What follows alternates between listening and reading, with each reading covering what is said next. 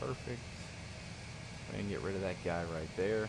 And welcome, ladies and gentlemen, to I guess my first episode of X-Plane. I did Microsoft Flight Simulator last week and had a swell time. It's a good time. We did Halloween night. We did Denver to Phoenix.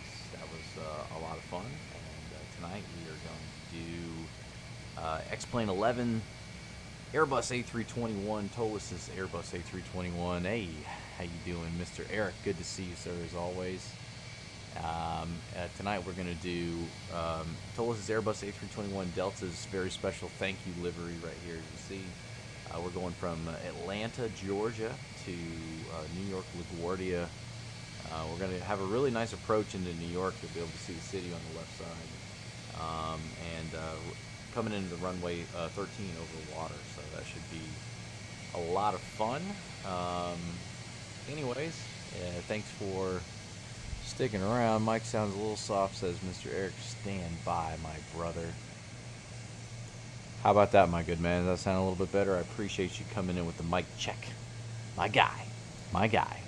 If it's too loud now, you tell me, but I've got it turned up just a little bit more there. So, yeah, that's the plan, at least. Atlanta to LaGuardia. As you'll notice right now, the sun looks like it's getting lower, but believe it or not, that's not the case. The sun is actually coming up. I've switched the time. This is not live time. We did live time last week. This is actually sunrise, so I decided to do something early. That way we could have a nice approach into LaGuardia. You could really get a good view of New York City, and so on and so forth. So that's the plan. And with that being said, ladies and gentlemen, let's go ahead and jump inside the cockpit, as they say. Take a sip too while we're at it.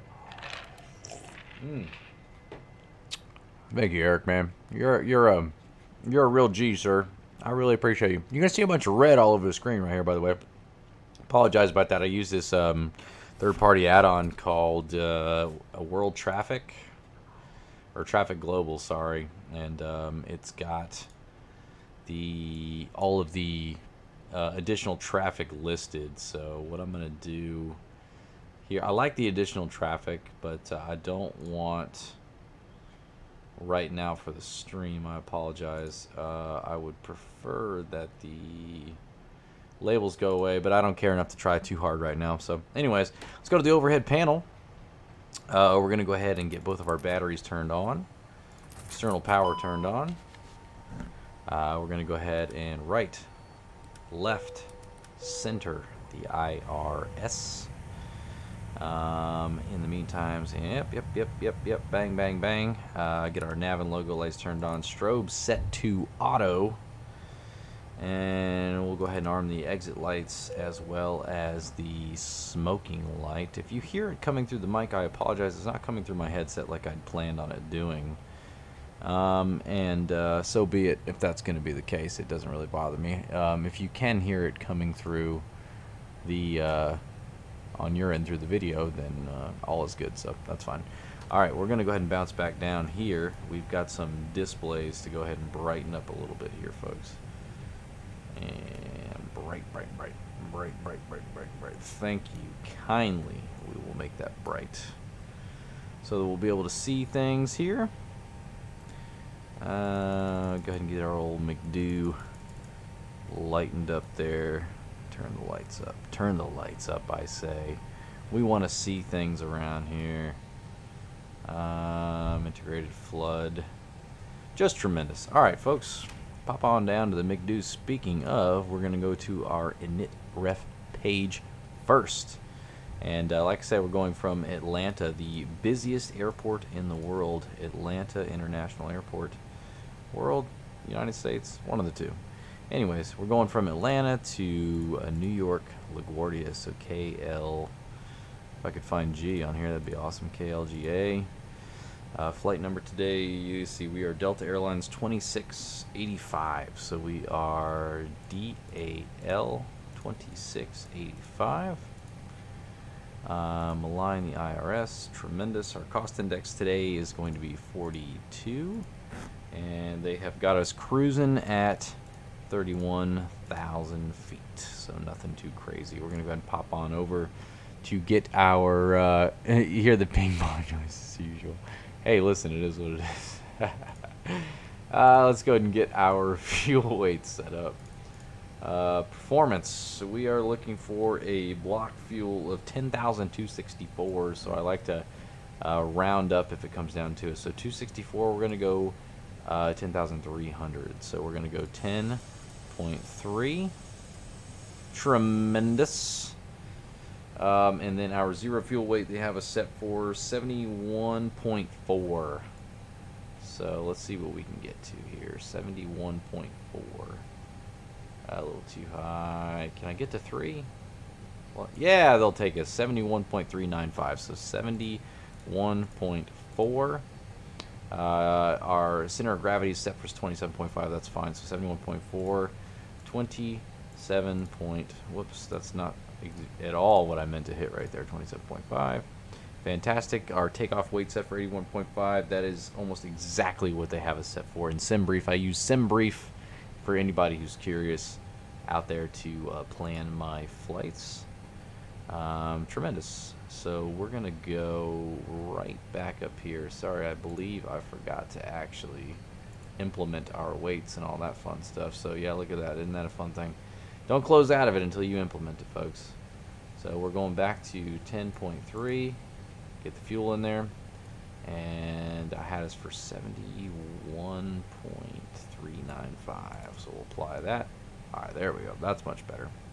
Now we're going to pop over to our performance. I need to go ahead and go to flight plan first. So let's get the flight plan set up. We'll come back to this so we can get performance set up. So we're going from Atlanta today, and we are departing on runway 9 left. We are going with the SID Jack 2, there it is right there, and our transition is indeed Kellen, so we'll put that in there and insert. Our arrival today into New York LaGuardia will be runway 13, ILS 13, and we will be arriving via Corey 4. No transition, insert. Now we need to put the in-betweens in. If you know what I mean. So we're going from, what's the last one I had on here was Kellen, so we're transitioning at Kellen. Top of cruise, there we go, Kellen. So from Kellen, we are going direct to Byjack, B-Y-J-A-C, next waypoint. And from Byjack, we are going to take airway, let's see, Q60, and we are going to Jackson. I believe that's Jackson, North Carolina, if I'm not mistaken. J-A-X-S-N. Tremendous. And we're going to go ahead and insert that. And from Jackson, we are taking, we're going direct to VOR HPW. HPW. Next waypoint. Tremendous. HPW, we are going, we're going to take another airway. We're going to take J191. For anybody out there who's wondering, airways equivalent almost to interstates, if you want to think about it that way. And we're going to PXT. Alrighty, we're going to go ahead and insert that.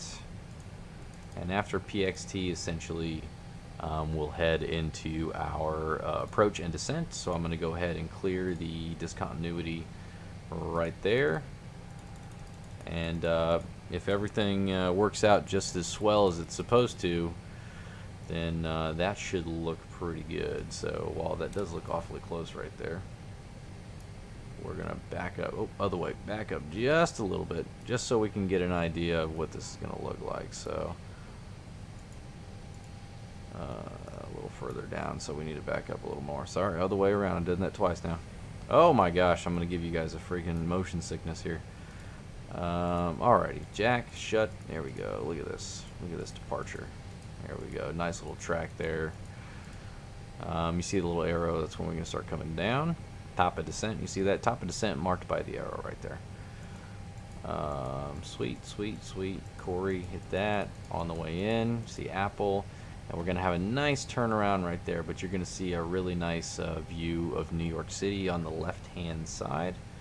Should be a lot of fun. So now we're going to throw our performance numbers in here. So here we are, runway slope. We're going to do flaps 1 today, and we are going to do a toga thrust takeoff, which basically means we're going to give this thing all we got. Last week I explained to you just a little bit, courtesy of the man himself, my resident expert, Mr. Dennis Prokopowicz, A320 captain, 321 captain as well, in the real world out there. Difference between toga and flex. And toga, you're basically giving everything you got, but toga in the long run, according to my good buddy there, is that more fuel efficient technically because you're getting up faster. So we're going to go with that today, just so you can really hear those engines hum a little bit, my friends. So we're going to go 160 V1, 160 VR, and V2 is 164. Oh, sorry, I hit the wrong thing there. 160 and 164 for V2. Transition altitude in North America is 18,000 feet. For those who were curious, right now they are giving us a down 0.1, so we're going to go 1-D in 0.1. Well, if it types it in, boy, that sure would be nice. Don't need to put our flex in because we're not flexing. We're going toga today. Anyways, I think we're good in that avenue. Auto. We're going to go ahead and close these doors. And plugins. And we're going to go ground handling, control, and hide all, because we're done with that. And I'm just making sure I didn't forget something this time around. Usually I do. Let me get the local METAR for Atlanta real fast here. Just the weather and the pressure. That's all we're looking for. So we're going K. This app has commercials, and lots of them, and I really don't like it, but I don't want to pay for it. So that's where we're at right now. Going back to ARC, we're going to come down to 10 just until we take off. Currently 30.2. 30.2 in Atlanta, and like I said, folks, 31,000 feet. Make sure I get this side set as well. I don't want them yelling at me. 30.20. Flight directory is already turned on. I believe we're just about ready to get the heck out of here.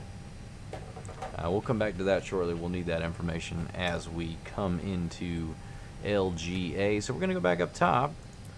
Go ahead and make sure we get our APU flap open here. Head on down to South Park. Gonna have myself a time. Friendly faces everywhere. Humble folks without temptation.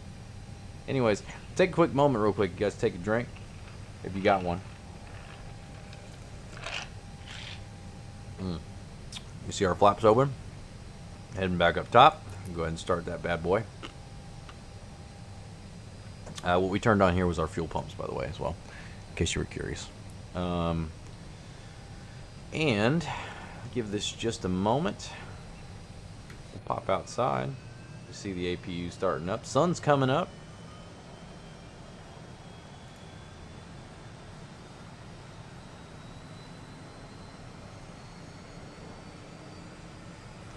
So I just want to see if I can turn this off for a second, because the label is just, it's kind of a lot right now.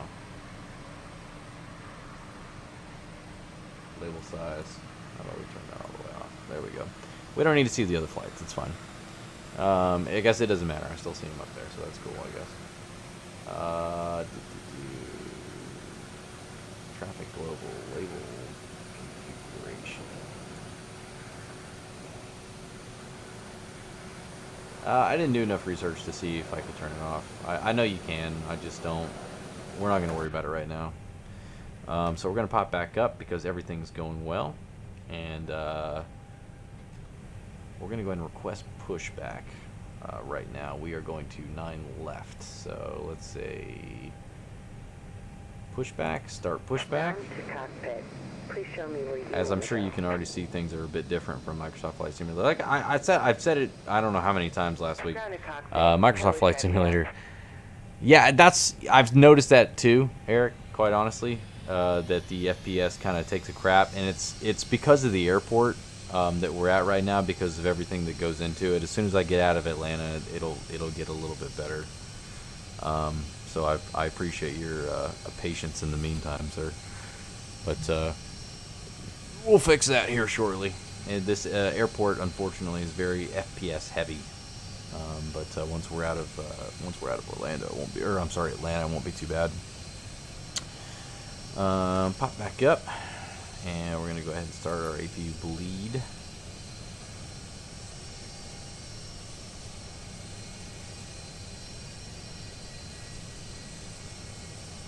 And I'm gonna go ahead and start the beacon light. I'm gonna turn the. We're gonna fire the engines up here in just a second. All doors and hatches are closed. Steady as she goes, big dog.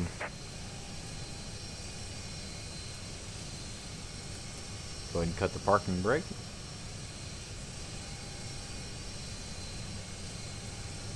Pop outside for a moment. Yeah, I see it. I see it going crazy there for a second.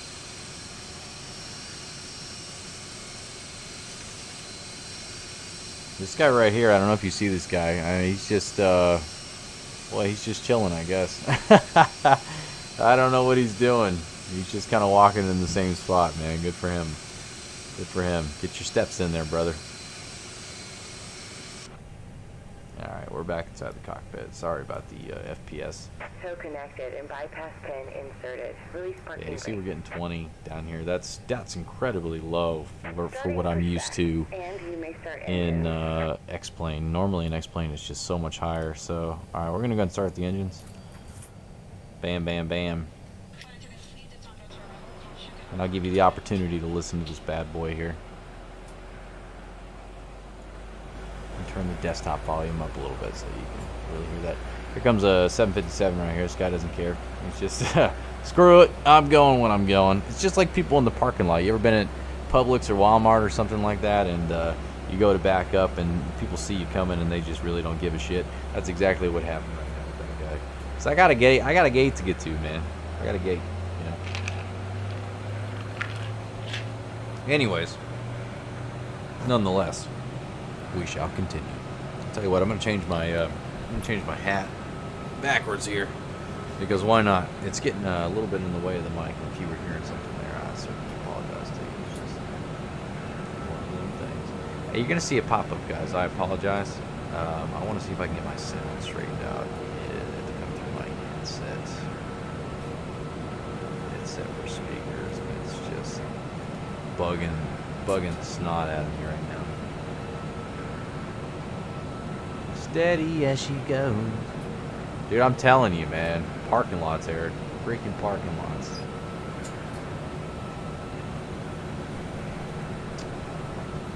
Yeah, you know what? I guess I'm not going to worry about it. I'm going to pop back down here. Start engine number 2. We were on that side already. Sorry, that was probably a lot for you just now. Fire that baby up. Operation complete. Go ahead and set the parking brake. I think I will set the parking brake. Thank you so much for your due diligence in the Disconnecting matter. hill. Pushback Standby. lady. Sun's coming up in Atlanta in some alternate universe where it's not 8:20 at night and it's actually 8:20 in the morning. Delta major hub for, Atlanta major hub for Delta Airlines, for those of you who don't know. See, that's one thing about X-Plane in this airport. So this is Payware Airport, Nimbus Studios, Atlanta International Airport, and the traffic is just ridiculous. Like, I don't know, I feel like there's a little too much going on here, but what do I know? Alrighty, what do we got going on? Both engines look like they are stable. Engine back to normal mode. Ground spoilers are armed. Tow is disconnected and bypass pin has been Go ahead removed. and get Hand our signal on the flaps left. in We'll see you position next 1. time and have fun up there. Up top, probably, I can go ahead and cut the APU. Probably should have put the fasten seatbelt on before we even left the gate, but hey, what do I know? Anyways, pop back down here. 33. See, we're already getting a little bit better, but all right, guys. I believe it is time to start heading towards our runway. Damn parking lot. Sorry, dude. You still got me laughing. Appreciate you being here, Eric. Honorary lifetime captain if for some ungodly reason things work out and people decide, hey, I'm going to start watching this guy all the time because, you know what? I really enjoy the sense of humor that he brings to the situation. For those who haven't seen, my shirt says World's Okay's Pilot because I really couldn't find anything more appropriate for the situation. But Eric, lifetime friend, known each other now for very nearly 7 years, and awesome guy, man. Yeah, he really is. He's a #1 supporter. You know, there obviously when no one else is. So I really appreciate him, and I can't hammer home enough, man. I've said this in the last episode as I kind of described, like, you know, what got me interested in wanting to try to do this. No, you're honorary lifetime captain, sir. It doesn't mean you have to fly the plane. It just means that, you know, you're in the club. But what got me interested is, dude, I do this anyways. Like, I do this, you know, for fun because I enjoy doing it. And I'm probably late to the party. I know there's a lot of people out there who already do this, and you know, some people are really raking in the dough, and that's not what I'm here to do. Like, if it comes in time, you know, like if it comes in time to the point to where like I start making money doing it, that's great, man. It's gravy at that point, because I'm getting an opportunity to do something I really enjoy. Aviation is something I really enjoy and love, and I get a chance to fly planes and chit chat with people who are here. So that's it's always been something I enjoy doing. So that's why I'm sitting here talking to you now doing it. So. Auto brake to max, not going to do that just yet. We are going to pop up top and cabin check, cabin all call. Let them know that we are en route for departure. We're going to get some screaming here. I apologize in advance. Going to go ahead and turn that desktop audio down while that happens. It just, I don't know why this does this. I think it's actually because I'm overspeeding, but you know, whatever, it's fine. It'll go away as we take off. Apologize in advance. It's like a smoke alarm going off in your house that you cannot get rid of. Thanks ATC, we're clear to move on to the runway. Not really, I'm not using air traffic control. You know, a lot of people out there use like Pilot Edge or VATSIM, and it seems to be something people enjoy, so give it time. I will probably get to that point, but not there right now.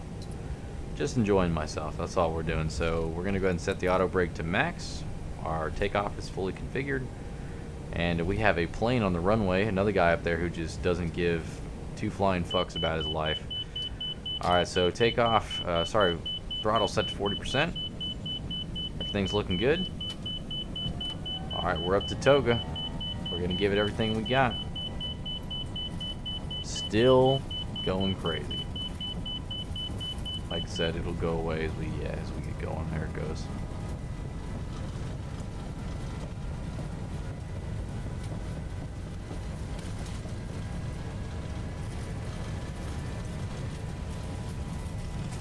Approaching V1.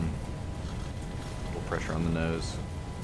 V1, rotate. Positive climb. Wheels are coming up. And they're yelling at us again, because why not? There it goes. Yeah, settle down. Climbing.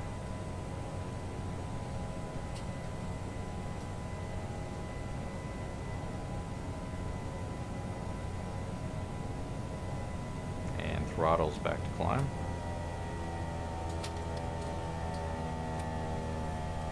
Get the nose down to gain speed.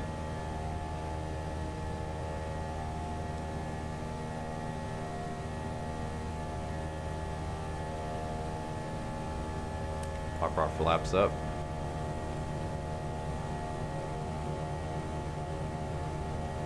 Didn't do our takeoff or taxi lights or anything like that. I hope that's alright. I don't mean to offend anybody who like really, you know, takes it overly serious. Just one of those things that it's like, oh well, sorry I messed up on that. I don't mean to miss out on it. I don't intentionally do something like that. I intended on putting those out and doing what I do, and then dropping them at 10,000 feet like you're supposed to. But in this particular situation, I did not. Promise I won't. I wasn't smoking in my seat, just drinking. Hey, listen, what kind of pilot are you if you're not having a Jack and Coke while this is going down here? Coming up into some clouds here. I'm sure it looks pretty bright for you.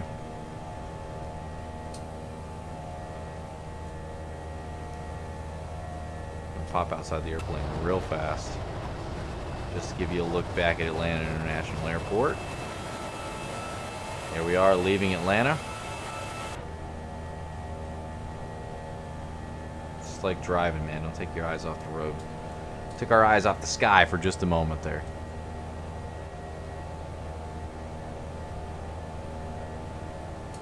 Heading up to 31,000 feet en route to New York LaGuardia International Airport, LGA.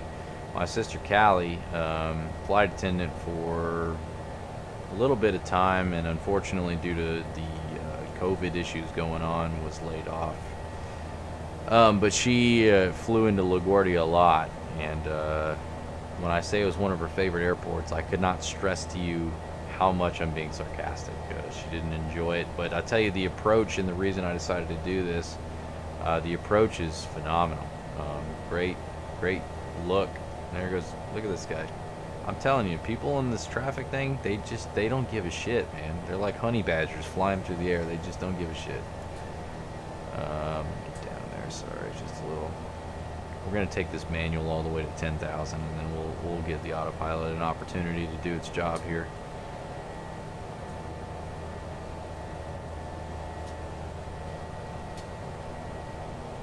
Just drinking. What you drinking tonight, Eric? Man, I saw you sent me earlier a glass of Sinatra Select Jack Daniels. Have you moved on to something else, or is that still what you're working on, big dog?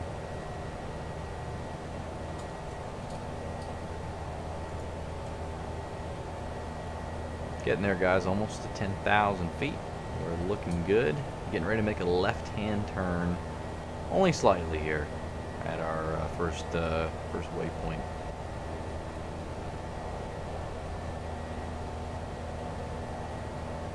Turning left, and we are at 10,000 feet. I'm gonna go ahead and hit our autopilot, pop up back to the top here, and we're gonna let everybody know 10,000 feet.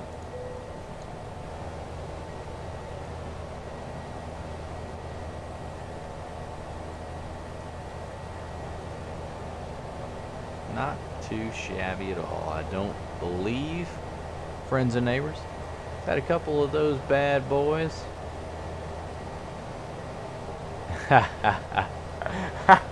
Ain't that the truth, man? No double lines in the sky. Move on to Yangling. Feel a bit more like myself. Fine. That's what I like to hear, brother. That's what I like to hear. Gotta be feeling like yourself, man.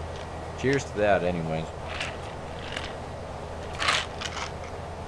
Now we're looking good on the climb here, 11,000 feet. It's got us climbing at 1,100 feet per minute. Not too bad. I'll go ahead and bounce back out to 20 miles on the radar. Flight time was scheduled for about 1 hour and 30 minutes, by the way, guys, for if you're wondering, from the moment that we took off. But it's a nice flight. I actually got a chance this week to fly this one before it happened. I have a son, young son, almost 5 months old, who every now and again decides that he wants to get up in the middle of the night, as opposed to, you know, he gets good and then he gets up, you know, sometimes 5, 6 or something like that. And the other day, when he got up at what time was it? I guess it was 2:30. I just decided to stay up at that point, and I got an opportunity to get this flight in. So I've flown it already. I know what it's supposed to look like. I had a good landing the other day, a little bit better than the landing we experienced the other day in Phoenix. You know, that was my bad. I tried to get the reverse thrusters going and didn't have them set up the right way. So, excuse me, gave it a little extra thrust, and unfortunately we screwed the pooch on that one. Goodness gracious, burps galore. Bud Light Platinum Seltzer. Better flavors, higher alcohol content. I've seen them in the store. I have not tried one yet. What is your feedback on that, sir? Is it good? Is it something you would tell me to try? How would you rank it? Give me a top 3 in your seltzers and where that one falls. If it's not in the top 3, you can tell me it's not in the top 3. Let me know what you think. And while you do that, Eric and friends and family who were listening, we're climbing. We're at about 14,500 feet. I am through my first drink. I'm going to use this as an opportunity on the climb to go ahead and get a refill real quick. Please excuse me. I'm going to start some music for you. I hope that's all right. Hopefully that's coming through okay. And I'm going to go grab another drink, man. Give me just a moment. I'll be right back. Right back.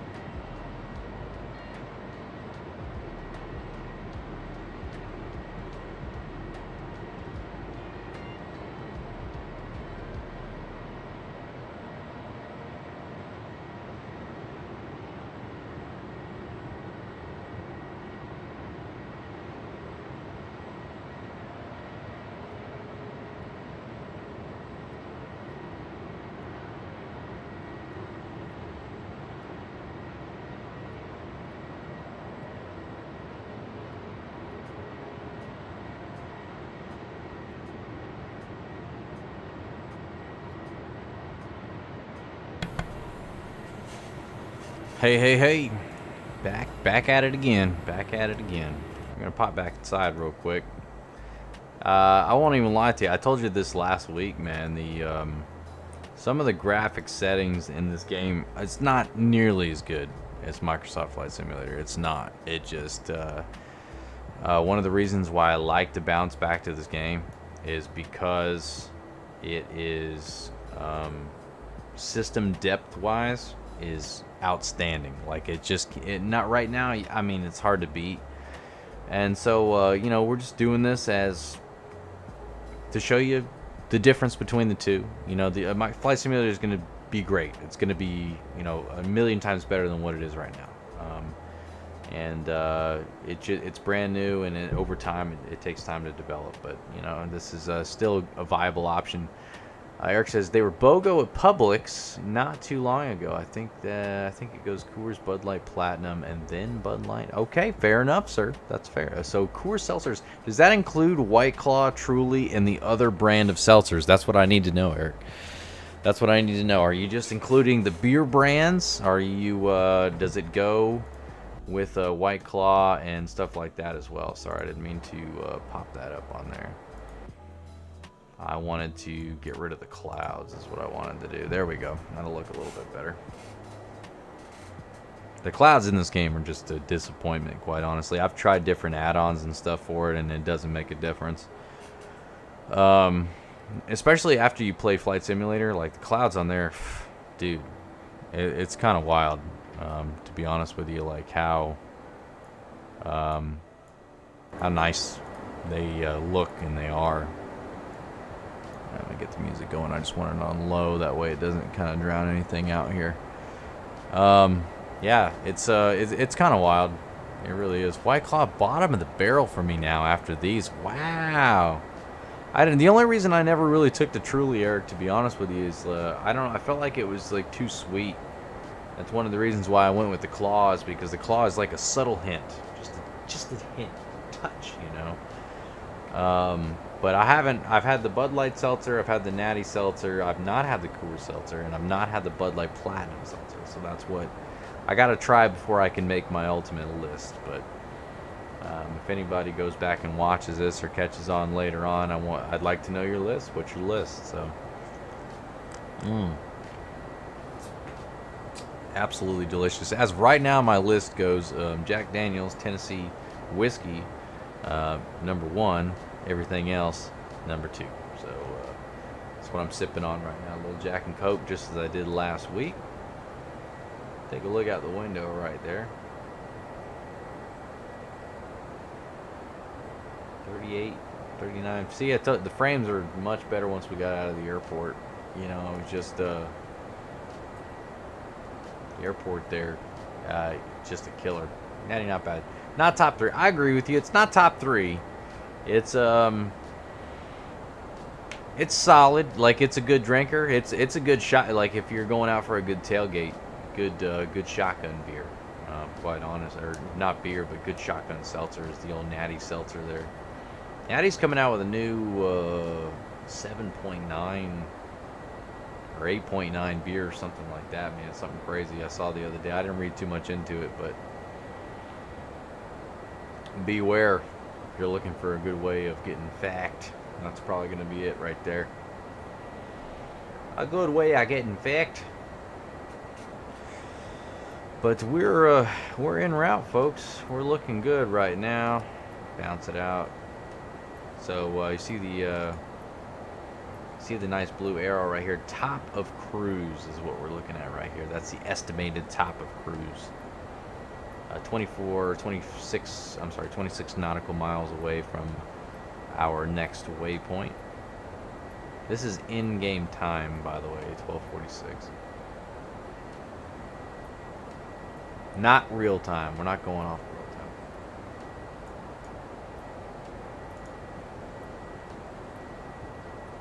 Jack Daniel, kick my ass again last night. I'm trying to see if there's a story I can tell you to kill some time here. Eric, any topics or anything on your mind? Gonna get a grade A fracked up on those. He's not lying though. He's pretty accurate when it comes to the level of fracked that you end up getting on those. I mean, it's one of those, like, I say the same thing about regular natty beer, for example. Like, it doesn't taste the greatest, but if you're playing like flip cup beer pong or something like that, it's a good option because it doesn't taste like anything. And I'll use an example. My mother-in-law, I love her. She's great, and but she loves Bush. And I was at her house one time, and she offered me a beer, and she's like, "Oh, all I have is Bush." I was like, "Well, I'll have it. You know, better than nothing." And it was the first Bush I'd ever had in my life, and I shotgunned it, and then jumped in the pool. And as I'm under the water, thinking to myself, "This tastes like nothing." It literally tastes like nothing. So I don't know. It was weird. We saw that. I don't know if you caught the just now the plane above us. I think we're catching up to him. Either that or it's a comet. No, it's a plane. Delta Airlines. He's cruising at 35,000. Yeah, 35,000. But yeah, Bush. Yeah, Eric, dude. It tastes like nothing. It literally tastes like nothing. I don't know. There's people out there who drink it for joy, and I haven't figured that out yet. Because to me, it literally tastes like nothing. Like, I drink Coors Light is my go-to domestic beer, and I like Coors Banquet as well. And, you know, part of that is I enjoy the taste. Part of it as well, a little bit of nostalgia. You know, my grandpa, if you asked him about beer, he would tell you if you were out of Coors, you were out of beer. And so a part of it's that a little bit, too. I feel like I'm paying tribute to him in a way. But, Bush, it just tastes like nothing. I don't know, man. It literally tastes like carbonated water with like a malt hint, you know? Like, I don't know any better way to describe it to you. But if you've got a favorite beer, share it with us, man. Share it. I'll pop you outside. But also, I gotta warn you ahead of time. The turbulence in this game is stupid. It makes no sense either. We've got a nice jet stream behind us, as you'll notice. But that's how natty. Drink it. Yeah, dude, that's it, man. It doesn't, I mean, and you know what's crazy is my sister, her husband, Kevin, making a little turn there. That's his beer, natty. Like, he just loves natty. Like, he'll drink other stuff, but it's not his preference, you know? And it's like, dude, whatever makes you sleep better at night. That's the way I like to put it. You know, I don't tell you what to drink and what not to drink. But hey, tapping the Rockies, my guy. That's it, man. Had the opportunity, not this past May. Obviously, we were in hardcore Corona lockdown this past May. But to have the opportunity the previous May to actually visit the Coors distillery, or not distillery, brewery out in Golden, Colorado, and wow, what a cool experience that was. Be able to tap the Rockies at the Rockies. And with the tour, sorry about that. They give you 3 free beers at the end, and you can choose from. They had basically Coors products. So they had Killian's Irish Red, which is a Coors product for those of you who didn't know it. You know, Coors Banquet, Coors Light, and then they had Coors Light Extra Cold. So they served it at 29 degrees Fahrenheit, and they served it, and it was basically ice coming out of the spout, because those who don't know, of Coors Light and Bud Light and all these light beers, dude, there's not a lot of alcohol, and then they call them 3.2ers for a reason.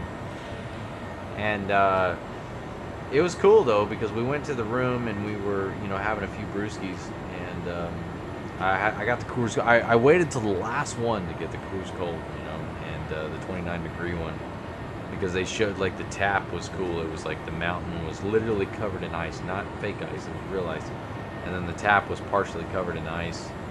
And yeah, dude, it was cool. I enjoyed the heck out of it. I really did. We definitely recommend it to anybody out there who's into those nostalgic type things. You know, if Coors is your thing, then definitely go. If you're a Bud Light person, you're probably going to call me crazy, and you're going to be like, I don't want to do that. I'd rather go to St. Louis, or fun fact for you, Budweiser bought a brewery in Jacksonville. It was actually owned by, at the time, Landshark. Landshark was owned when Jimmy Buffett first did his beer. Landshark was based out of Jacksonville, Florida. And Budweiser, when they bought them, turned that plant into a Bud plant and moved Landshark production to St. Louis. And I swear to God, the quality of the beer went down when they bought them. And that's not just bullshit. Like, you know, most people will be like, oh yeah, these big companies taking over, you know, they really ruin the quality. Like, I'm not kidding you. Like, they ruin the quality. It's still good. I like to drink it. I prefer it over Corona. But moral of the story, just another one of those things, I guess. Anyways, we're flying 31,000 feet, guys. Nice scenery below, nice horizon, as you see.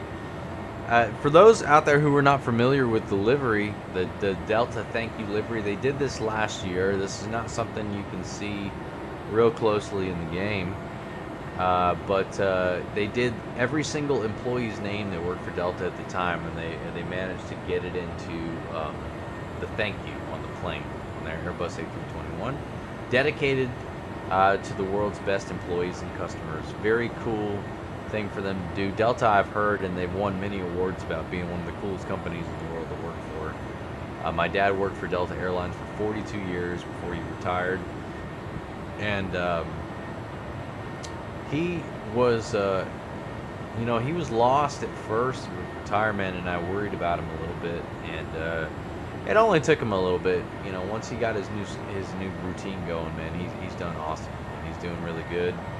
And speaking of, hold on, I gotta text him back real fast. He texted me a little bit. But yeah, he's doing good.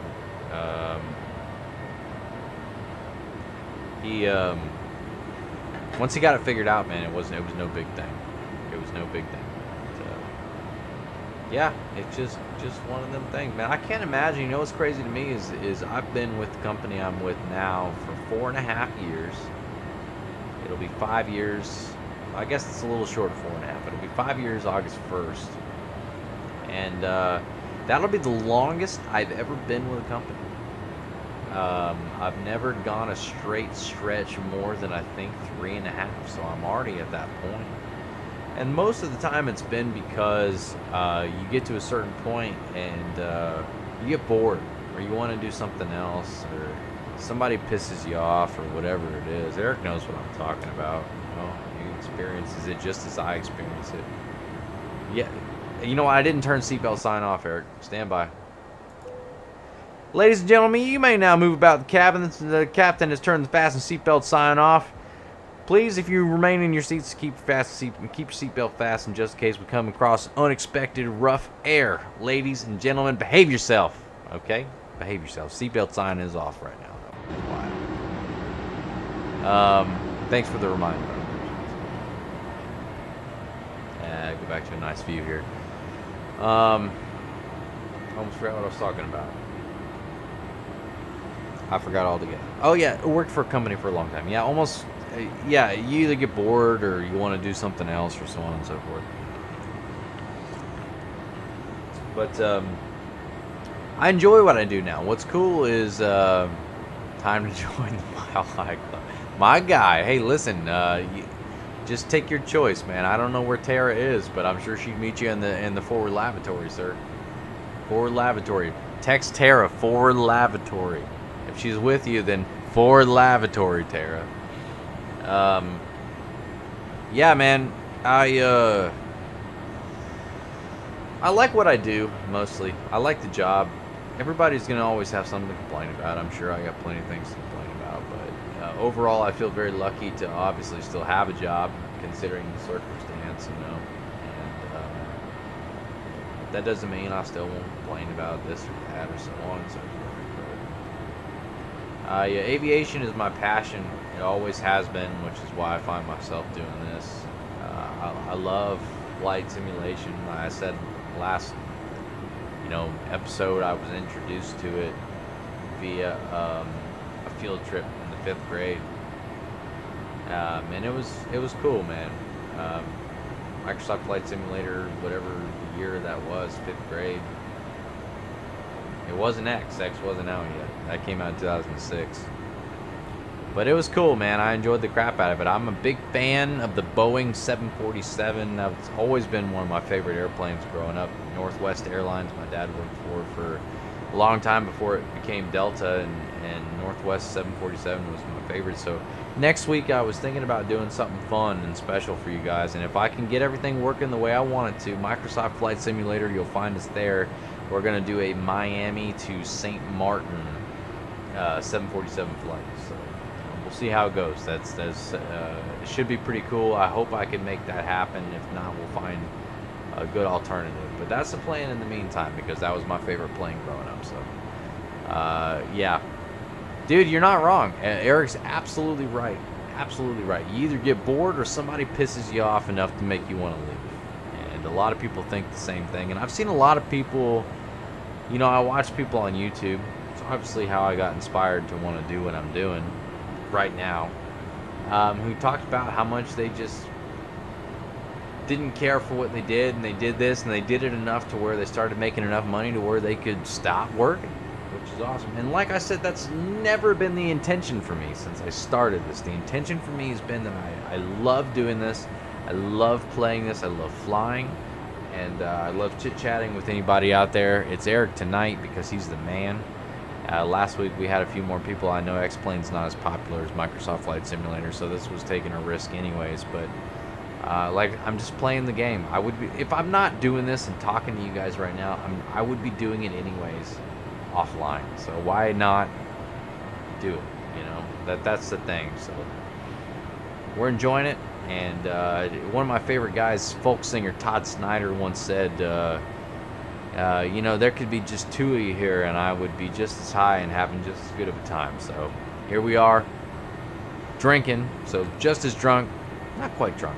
We're going to be fine. We got to stay sober enough to be able to put this bad boy on the ground in New York LaGuardia, because this is a heck of an approach. Eric, I hope you can stick around long enough to see it, brother. But the approach and the landing are crazy, and it's a beautiful view, like I said, of New York City, and it's going to be a challenge for me here. I've got my throttle set nicely, got the stick ready to go, and we're going to try to put this bad boy on the ground. So it's going to be fun, but I hope you guys can stick around long enough to see it. And, Eric, I appreciate you for being the man himself. And you're right, sir. That is the beauty of it. That is the beauty of it. And we'll raise a toast to that, because why not? Here, let's check the other side of the plane. We've got the sun coming from the other side, so let's get a good view here. Don't ask me what city that is below. I don't know. I have no idea. I really don't. We're cruising, though. We're cruising.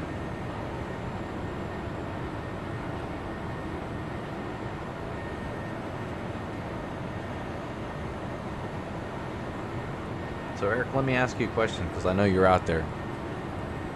If you could do anything in the world, any job, you know, it doesn't matter how obscure or what it would be, what would it be?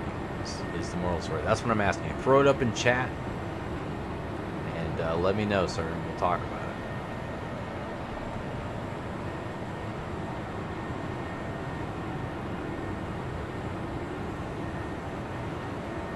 Eric has been awesome, by the way, man. Supported me last week, and this week, like I said, man, we go back. He's been one of my best friends for quite some time, and Eric, you know, his family comes from aviation as well. His dad was a pilot, and so what I'd like to do next week, you know, if you guys want to tune in, is bring Eric on and get some audio going, and talk about a little bit about his history with aviation, and you know, what he enjoys, and we'll ask him a few questions and see where it goes. And if you want to be featured and you want to do the same thing, man, all you got to do is show up. Just tell me, and we'll talk about it. So, play-by-play commentary, without a doubt. I grew up tossing the football around myself, imitating Madden, and Summerall on the weekends, dude. I love it, man. Absolutely love it. And for those who don't know, plug here for the Simulation Football League. So twice a year during certain seasons. It's usually January or February it starts up, you know, for season 1, and it goes and cuts just before the summer, and then we start again, and cuts kind of right as football gets started. The championship game just happened for season 15 last weekend, if I'm not mistaken, and Eric does play-by-play commentary for the Simulation Football League. You can find them at Simulation FL on you know, Twitter, Instagram, YouTube, so on and so forth. Twitch, Simulation FL. Eric does play-by-play, and I have the honor of doing color commentary with him for most games during the year, and it's a lot of fun for anybody out there looking for any sort of additional football coverage. Highly implore you to check it out. It's a lot of fun, man. It really is. We have a blast doing it, and Eric shows why his passion for football and for play-by-play commentary is well warranted. It's his dream job, and honest to goodness, man, one big break and the guy could be on any channel that you put out there. Better than a lot of the people that I hear, quite honestly. You know, you get your D and your F list guys on Sundays for the NFL or even for college football, and you're like, Jesus Christ, where'd they find this motherfucker? And Eric's awesome, man. He does a great job at what he does, puts a lot of work and study in during the week, and I think he's just waiting for that big break. So he'll find it. I got no doubt about it. He's really, really, really good at what he does. So it'll happen one of these days. I am glad you shared that with us, sir. If I could tell you if there was anything in the world I could do, I feel like if I had the talent, and I love to play, man. I love to play guitar. I don't have enough time really anymore to practice as much as I used to. If I could play in a band, even if it was just rhythm guitar or whatever it was, that would be my dream. That's what I would do. And if I had to have a backup, it would be to be a pilot, because that's what I wanted to be when I was a kid. When I was a kid, that was my dream, was to be a pilot and fly the plane. And I remember one time I went to work with my dad, and you know, he talked to the pilots, and they let me come on. You know, the get your kids to go to work with your parents' day or whatever it was, and they, you know, I went to the cockpit of a Boeing 757. You know, and that's still one of my favorite planes. So A321, very comparable to a 757. I'm gonna do a 757 stream for you one of these days. Don't worry. But X-Plane will have to be what it's in, because they do not have one in Flight Simulator yet. But I'll never forget what the guy said to me. He said, "What do you want to do when you grow up?" I said, "Hey, I want to be a pilot. I want to do what you do." And he said, "Well, you know, 2 things you got to know." And before I even say anything, I just want you to know it's going to be an insensitive comment in what he said to some people. I apologize if you feel that way. I thought it was funny at the time.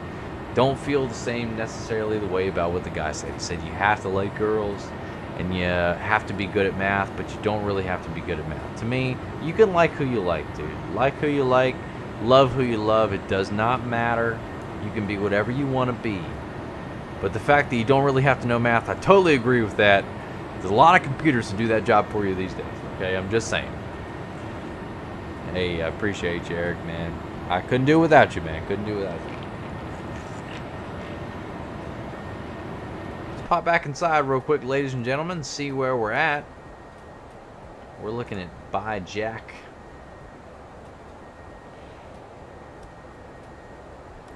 Take a gander and see where we're going. Jackson's coming up after that.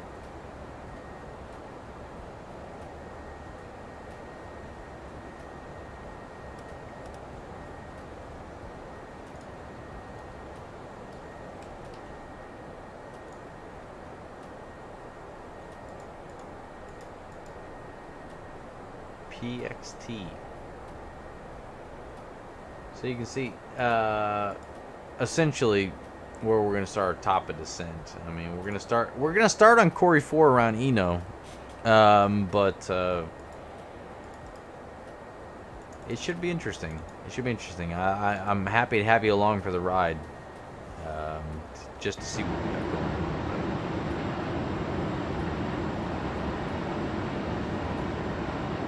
That's what I hear. That's what I hear. Everyone digs the pilots. That's what I wanted to do, man. I wanted to do it so bad, you know, and I guess things just didn't coordinate in the right way for me to get that done.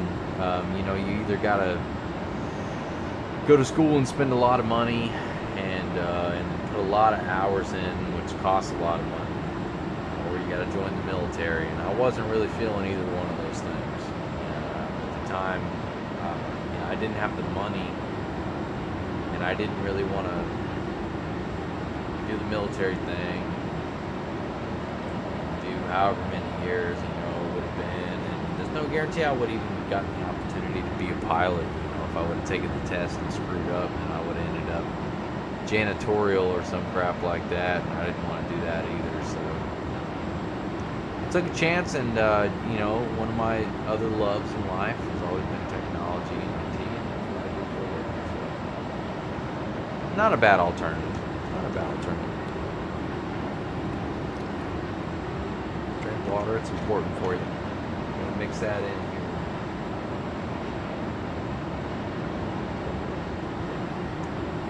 Digs the pilots. It's true. It's true. My father-in-law, he's got some mad hair right now. It's looking good though. He's pulling it off. He needs to slick it. He's from New York originally. He needs to do the New York thing. I almost went the military route myself. Was a couple of different times in my life. I almost said, dude, I totally understand, man. Totally understand. Eric knows very well about my good friend Eric Lake, who has always threatened he was going to do the military. Threatened, and he finally did. He joined the Navy, and boy, he probably got luckier than anybody else I've ever met in my entire life, where he's always been a really intelligent guy. He worked for Publix for almost 10 years because he just didn't know what he wanted to do.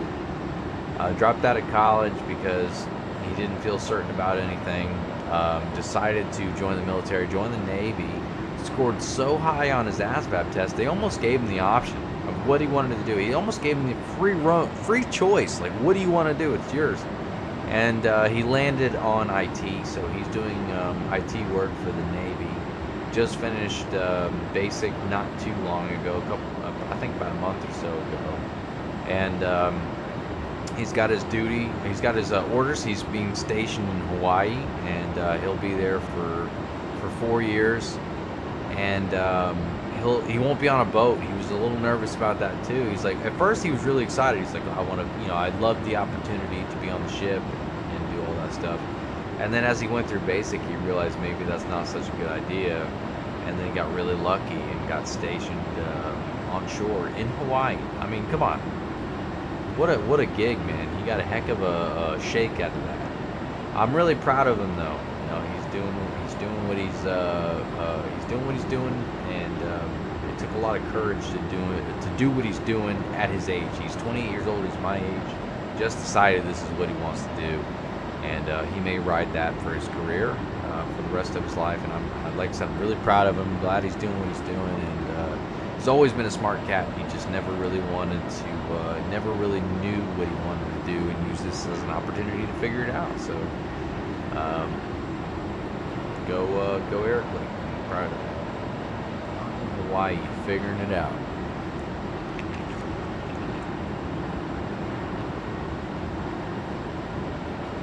Cruising, folks, don't you worry. Dude, he did. Yeah, he lucked out, Eric. He really did, man. Cheers to him. Cheers.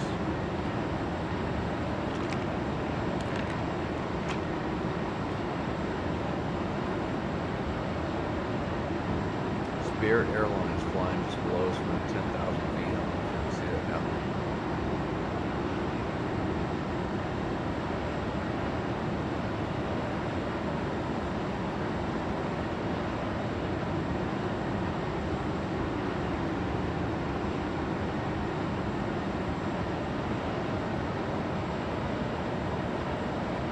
We're cruising, folks. We're cruising.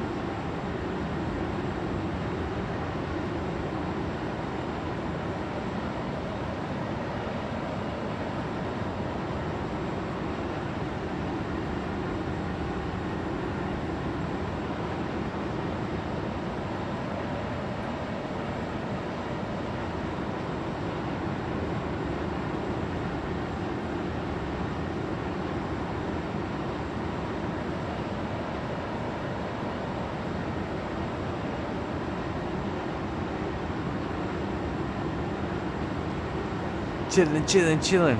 Oh, of course, dude. You gotta love the nonstop flights, man. Atlanta to New York, LaGuardia. I've never been on that flight before. I've been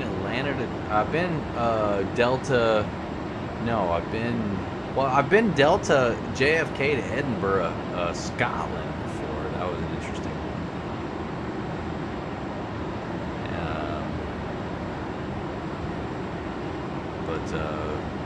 Yeah, man, these non-stoppers. I think the longest flight I've ever been on, that was probably the longest flight I think I've ever been was Norwegian Orlando to London Gatwick.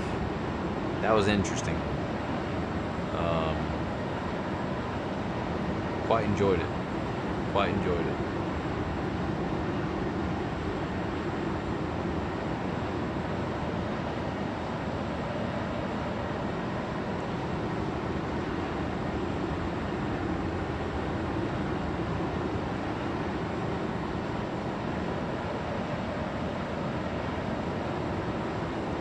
Love the non-stop flights. Let's see, we're going for an hour 10. Yeah, an hour 10, not too shabby.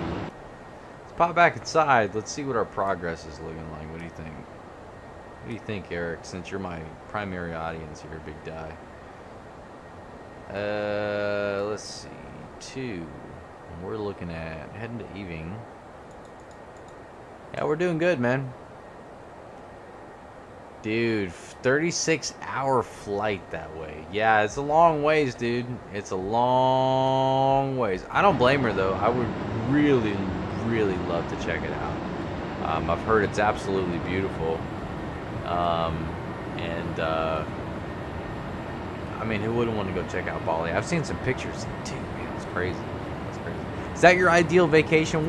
Eric, tell me, what's your ideal destination, man? If you could fly anywhere in the world, where would it be? Where would it be? Anywhere in the world. Like, anywhere. It doesn't have to be Bali. It can be Australia. It can be Indonesia. It can be Thailand. It can be, I mean, you tell me, what's your ideal destination?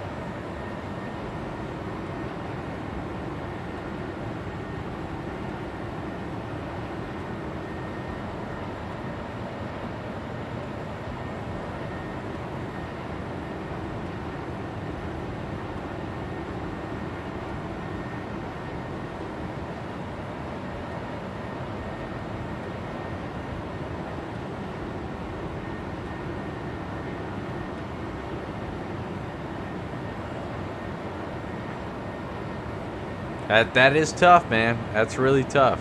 I'm just pretend I'm giving you a free ticket right now. Free ticket anywhere in the world. If you're going to the airport, where are you cashing to? That's what I want to know.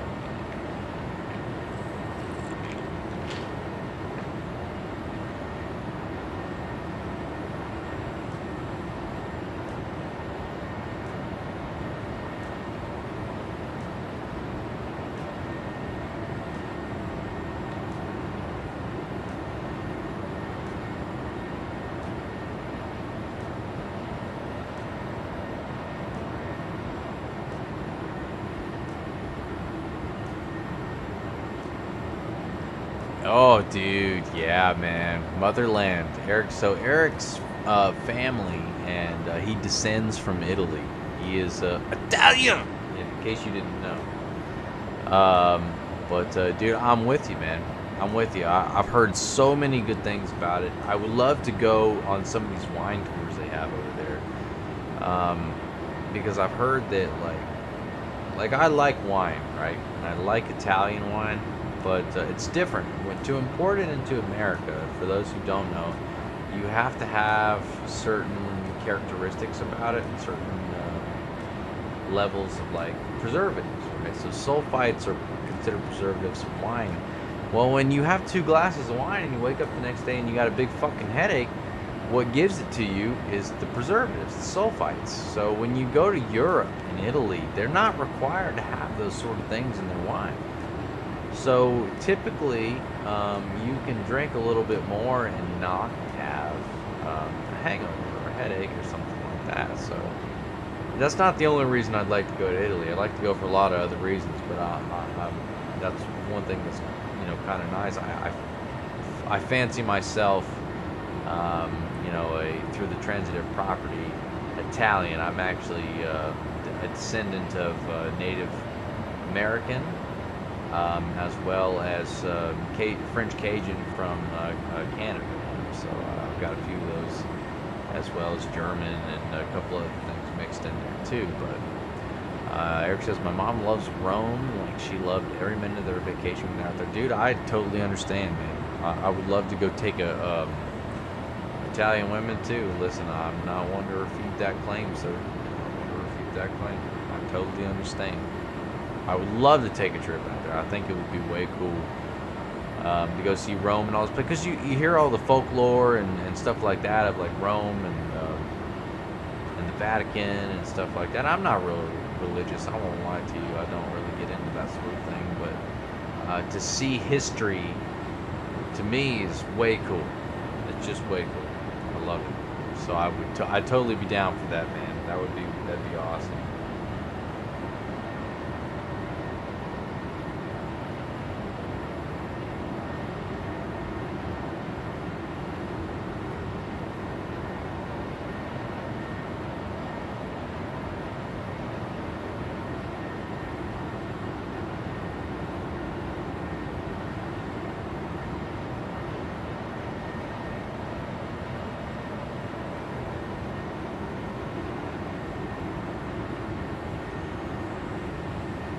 We're doing just fine here, y'all. We're carrying on.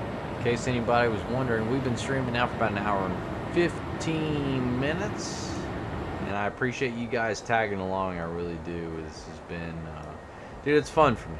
Like I said, I cannot hammer home enough to anyone how much I genuinely enjoy this. I love flying. It's just one of my things, man. On the history side of things, used to love taking field. Dude, yes, absolutely, man. When I lived in Jacksonville, Castillo de San Marcos, we would take a trip to St. Augustine, as Eric has brought up here, and we'd do the history stuff and go through all of that.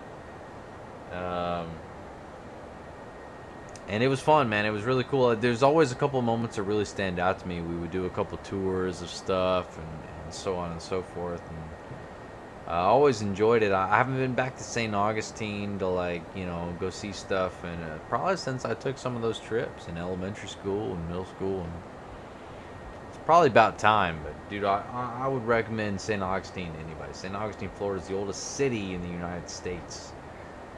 Apparently. You know.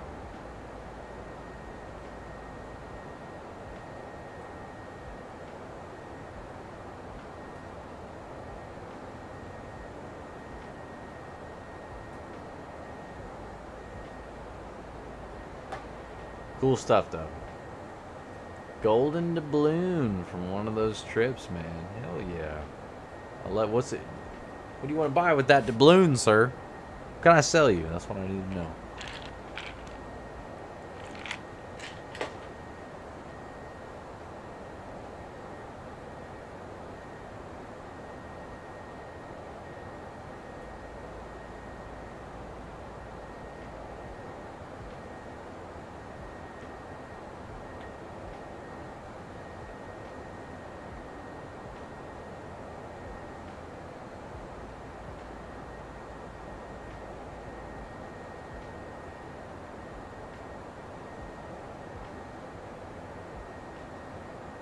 Hell yeah, boys and girls. Hell yeah.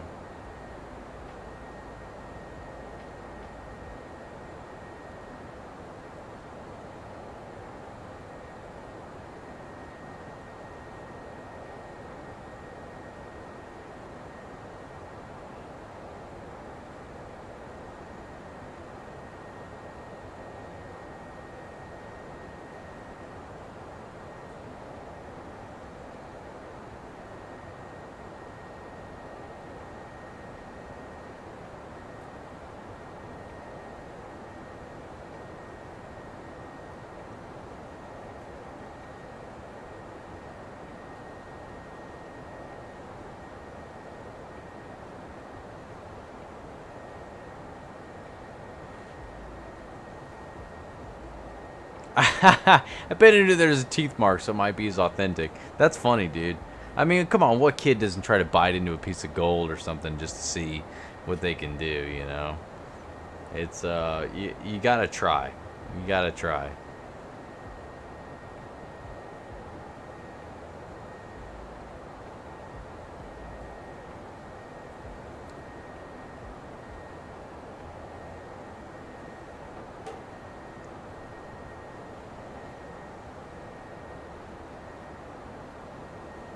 You know what, I just realized our ground spoilers are still armed, dude. We don't have to do that.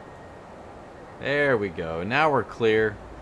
Free and daisy down the sky we fly. See what I did? I changed the words. You're welcome. You're absolutely welcome.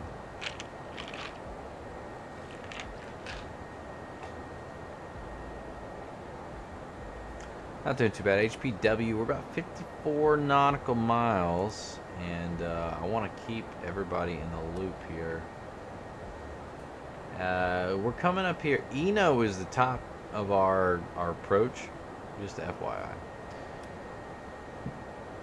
So you can see HPW, hubs, and PXT. After PXT, the next waypoint is the top of the descent, more or less.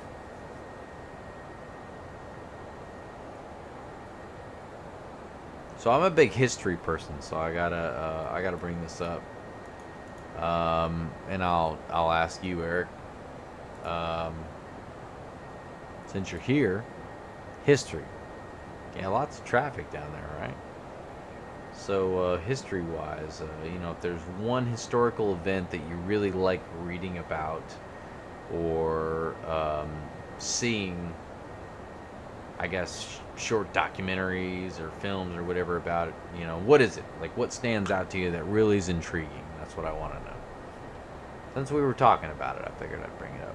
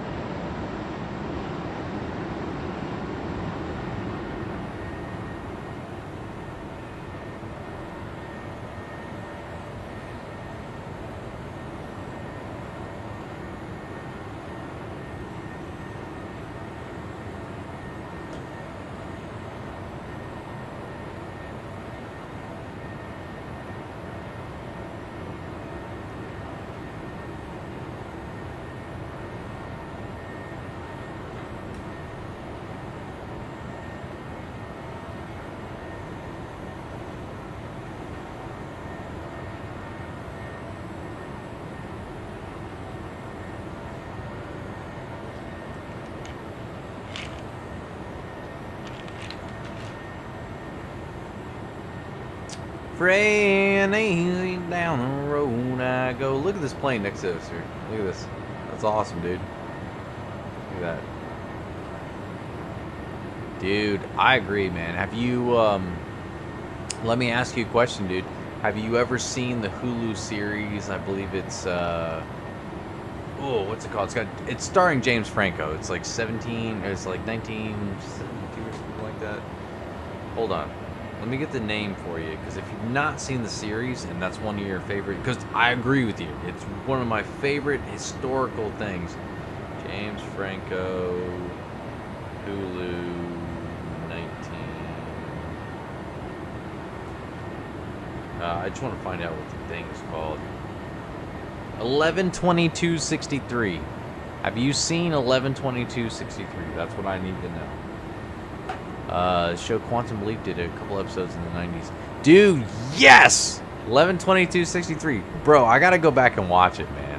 Because I tell you what, I watched it the first time and I was like, what a freaking mind rape that is, man. It's amazing. I did not realize there was a book. Did not realize the great Stephen King wrote it. But I'd be interested in reading the book, to be honest with you, because I just enjoyed the heck out of it. I really did. Really did. Very cool stuff, man. Yeah, I agree with you. It's a very interesting point in history, and especially with, you know, JFK has come up a lot in circles that I've been talking to this week. You know, we've obviously, you know, it's been a big topic with the, you know, American election this week. This place is not a place for politics. Let me go ahead and put that out there right now. Not a place for politics. But we've talked about JFK this week. It's a cool subject, man. Really cool subject, and one of my favorite. Well, not favorite, but I'd say most interesting. I'm with you, Eric. Most interesting topics in history. Got to read it. What a mind warp that was. Yeah, I got to check it out, man. I really do, because the show was insane, just insane. I enjoyed the heck out of it. I really did. It was. I don't get into TV shows. I really don't. I love miniseries though. Like this was a miniseries, and I really.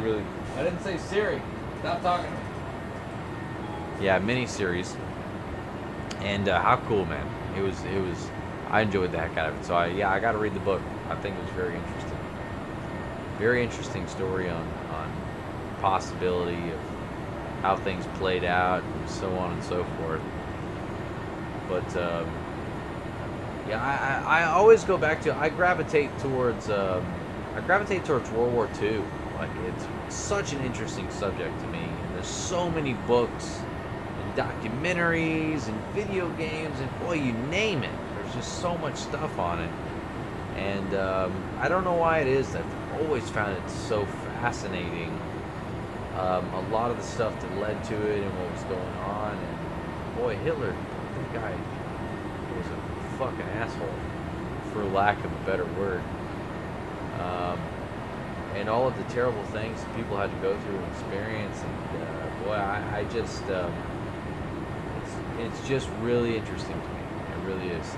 It's interesting that time in American history and German history and Poland and England and Europe as a whole, man, it's just nuts. Just nuts to imagine something like that happened less than 100 years ago. It's insane. It really is. And it's our job as humans and as people who are supposed to be loving each other and working together. We got to not let that ever happen again, man. That's crazy. Yeah, crazy stuff. Hell of a job with it. Most of the time, books don't translate well. That's great. That's good to hear, man. At least, I understand, man. It's a hell of a story. I read a book one time, and it was the Diary of a Soldier. I cannot remember what it was called, man. I read it in man. I read it in probably 7th or 8th grade. I can't remember what it was called. It was the diary of some individual who was in World War II, and I remember that he got shot in the leg and he got discharged in the end. Spoiler alert, sorry, I guess, if you haven't read it. But, dude, it was great. It was one of the... I don't like to read, man. One of the best books I've probably ever read. It really was. It was crazy. It was crazy. But it was cool. I enjoyed the heck out of it. See what we're looking like here, folks. We're coming up. We're going to drop this down to 80. We're going to drop this down to 40, actually. That way we can get a better representation of what things are looking like.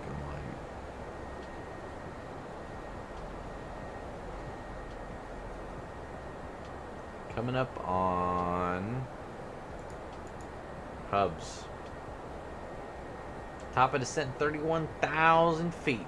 And then we are going to go down, down, down, down, down into that burning ring of fire. As Johnny Cash once sang, 10,000 feet. We're going to go skip along that for a little ways, and then we'll figure it out from there. So that's the plan. When top of descent starts, I'm going to set this bad boy for 10,000, and then we'll figure it out from there. So we're at hubs right now, and then we're going to go to PXT, Eno, and then the top of descent. So we're looking good, folks. Thanks for riding around. We're having a good time, and Eric and I have been chit-chatting back and forth a little bit, and have quite enjoyed ourselves, I guess you could say.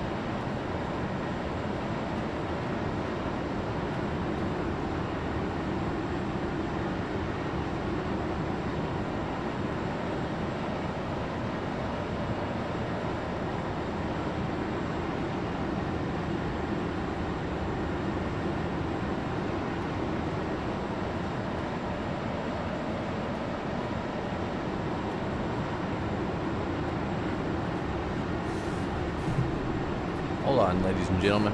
Let me grab my headset here.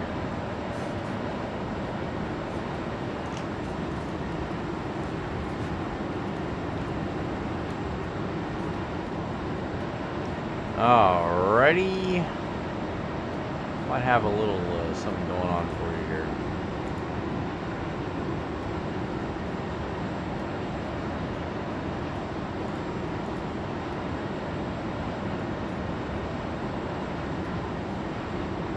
Got a little Discord action.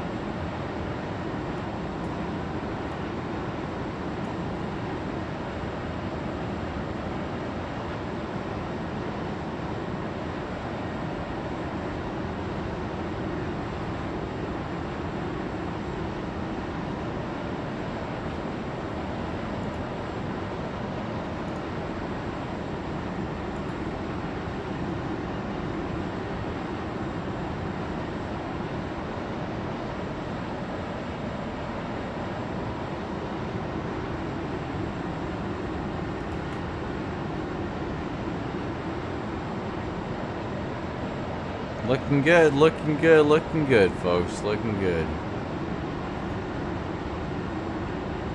Cheers to that.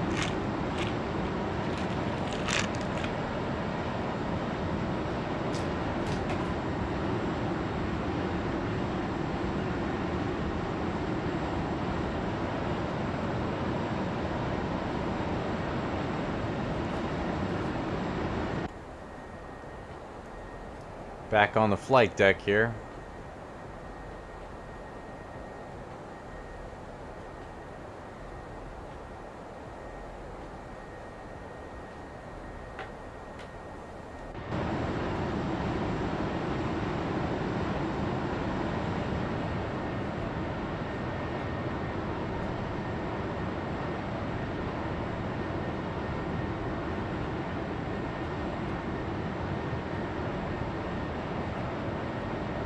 I'm gonna bring in just a moment here. I'm gonna bring in Eric on audio. You know, we've been chatting with him back and forth on you know, chat, but why not just bring him in and we'll chat it all the way to the end. So I'd like to welcome now my good buddy Mr. Eric Vincent himself. Eric, What's going on, man? welcome to the chat, brother. It's, thank you, brother. Appreciate that. Good to be here. great to have you on the stream, man. Great to have you on the stream. But honestly, I'm gonna go ahead and I'm gonna kill the music altogether here. And yeah, man. Hey, listen, we're traveling. We're going ATL to New York LaGuardia. Have you ever flown that before, sir? I have not, no. Trying to think of, because I went up to New York one time on a flight. It was actually Syracuse area when I was dating Samantha, and we had went, I think maybe like Philly or something like that, and we had gotten on one of those old like American Eagle kind of Oh yeah, the old planes. hoppers. Yes, we had hopped on one of those and had flown up to Syracuse the rest of the way. So I hadn't gone straight up to New York. I definitely haven't been to LaGuardia. So that's the only time I've flown from in any sort of aircraft up to the New York area, as far as I'm aware. That's fair. That's fair. LaGuardia, I mean, you know, as far as my personal knowledge is that you know, it's apparently it's very interesting. I chose the airport to fly into this evening because the approach is pretty cool. But you know, my sister, like I said, who flew in quite a bit, was not the biggest fan in the world of flying in. But hey, shit happens, man. What are you gonna do? She doesn't like busy stuff anyway, though, man. She likes it kind of cool, calm, and collected sort of thing. That's fair. Yeah, that's pretty fair assessment, to be honest with you. Right now, just putting in the arrival information for the approach into LaGuardia. Maybe a little early to do it. It's fine. It's not going to change from the point that we get to. So just throwing that in there real fast, big dog. But so Eric, you know, I mentioned earlier that you know, you come from an aviation family. Your dad a pilot. You know, tell us if you don't mind, you know, a little bit about that. Like, what did your dad do? When was he first introduced to aviation? And you know, how did you come to know the aviation of his career and where he's at today? Yeah, man. So my dad flew in the U.S. Navy for 24 years. What did he fly? He flew S3s for the majority of his career with the Navy. Kind of towards the tail end, he had taken instructor jobs over at NES Pensacola and NES Whiting Field, which is just outside of Pensacola, over in a small city called Milton. And he had flown like T2s and like smaller aircraft at that point. A lot of the training aircraft that they kind of go through to kind of get you through flight school and all that. Right. And yeah, towards the end, he was flying the smaller aircraft, but he was flying S3s until they were decommissioned. Oh, I forget the year they were decommissioned. Was it like 04, 06, somewhere around there? Famously, George W. Bush flew in on one of those guys and landed on an aircraft carrier right before they were decommissioned. That's pretty cool. Right, yeah, I thought that was pretty neat too. But yeah, he flew those for the majority of the time that he was in the military. There were, I told you about the field trips that we took to Castillo de San Marcos as a kid. Sir. Going over to St. Augustine and all that. But we also took field trips over to NES Jax, and my dad would kind of set up with his squadron. They had an actual flight simulator where we could sit down and kind of, you know, jimmy around with the controls and all that fun jazz, and figure out what goes into flying one of these aircraft and all that, which is pretty darn cool. And yeah, he came in a couple different times and shown different like videos and things like that he had. It's when I first got exposed to Van Halen as a kid as well. Cause he had a little music video that had Van Halen going on in the background. Do you remember which song? Oh, it was Dreams off the 5150 album. Okay, all right. Yes. I love it. I love it. Oh, dude, it's such a great song. But yeah, that was how I kind of got exposed to aviation. A lot of the times it wasn't necessarily great experiences, 'cause a lot of the time he would be off on deployment for at least 6 months at a time, so he was gone an awful lot, which sucked. But right, you know, it's still really cool, and I take great pride in the fact that my father served his country, and you know, made a lot of sacrifices as a human being and for his family in order to serve our country. So hats off to you, Dad. I know I sent you the link for Kate's stream a little bit earlier, so if you're still watching, hats off to you. I appreciate you, Dad, especially ahead of Veterans Day. So very cool thank stuff, you man. And all the service members out here. Absolutely, could not agree more, man. Very, very cool stuff. And Mr. Vincent, I cannot thank you enough. And obligated at this point, you know, as Veterans Day rounds the corner, to thank all of our veterans out there. And I thank you, Mr. Tom Vincent, and I thank you, Mr. Dennis Prokopowicz. I talked about my father-in-law being an A320 captain, also flew A-10s and F-16s in the Air Force for 20 years, man. Crazy stuff. But the old brat, you know, if you don't know what that is, then I can't help you. But yeah, cool stuff, man. Very cool stuff. And my dad is highly envious of your father-in-law, by the way. The fact that he got to fly fighter planes. Dude, man, saw combat, you know, fighter planes. It's cool stuff, man. You never would imagine. But yeah, neat stuff, man. Very, very neat stuff. And you know, honestly, it makes me miss. I don't know if you remember, because Eric and I are both, you know, we claim Jacksonville as our origin, but Jacksonville every year they do an air show, like they call it like an air and sea show, I guess it is, or whatever. And dude, it's just one of the coolest things in the world. Normally in October, obviously this year did not work out. You know, 2020 was just one of those years. You know, COVID and all the other shit that's going on. No better way to describe it, unfortunately. But no, sir. Cool stuff, man. Real cool stuff. I don't know. Did you ever get a chance to go to the air show as a kid? Oh yeah, definitely. Because a lot of the times I think it took place at NES Jacks. Yeah, most of the time. Most of the time. Yeah. So yeah, a lot of the times, you know, I knew a couple different times. In fact, I have one specific memory, and it's funny how all my memories just tie back to sports. By the way, right? It happens. So so we're at one of these air shows, and do you remember the Giants 21st night of 49ers? September? Yes. Do you remember the 5th of November? The other day. It was the Giants 49ers wild card playoff game, and the Giants had flown out to San Fran, and it was Jeff Garcia, T.O. It was that Garrison Hurst, I think, was the running back there. Yes, I do remember.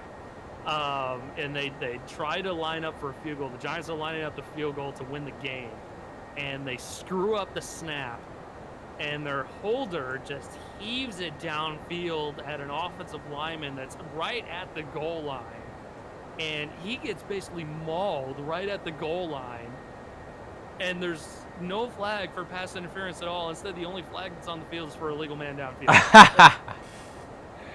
And I remember watching. Sounds about right. Right. And of course, my mom is a Giants fan, being from Jersey.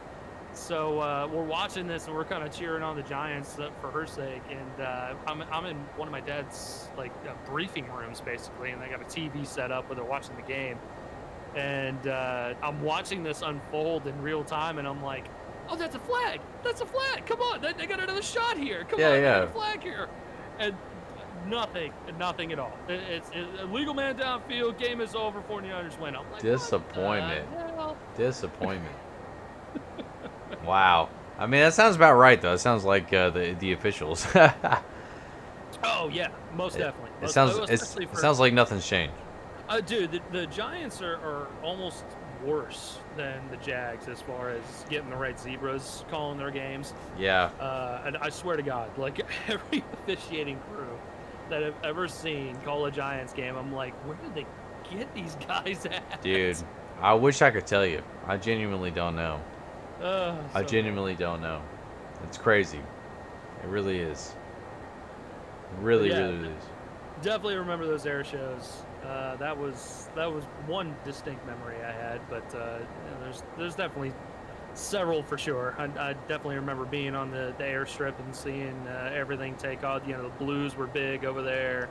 Trying to think if the Thunderbirds made an appearance one time or another. The Blues were they're over in Pensacola, so they were just easily accessible. So they were always over Oh there. yeah, Their yeah. show They was they always very cool. almost always guaranteed. Yeah, absolutely.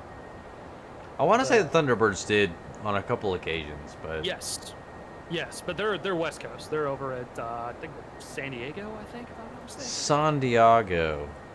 Yeah, somewhere around there. I know they're West Coast, but yeah, the Thunderbirds are basically the West Coast version of the Yankees.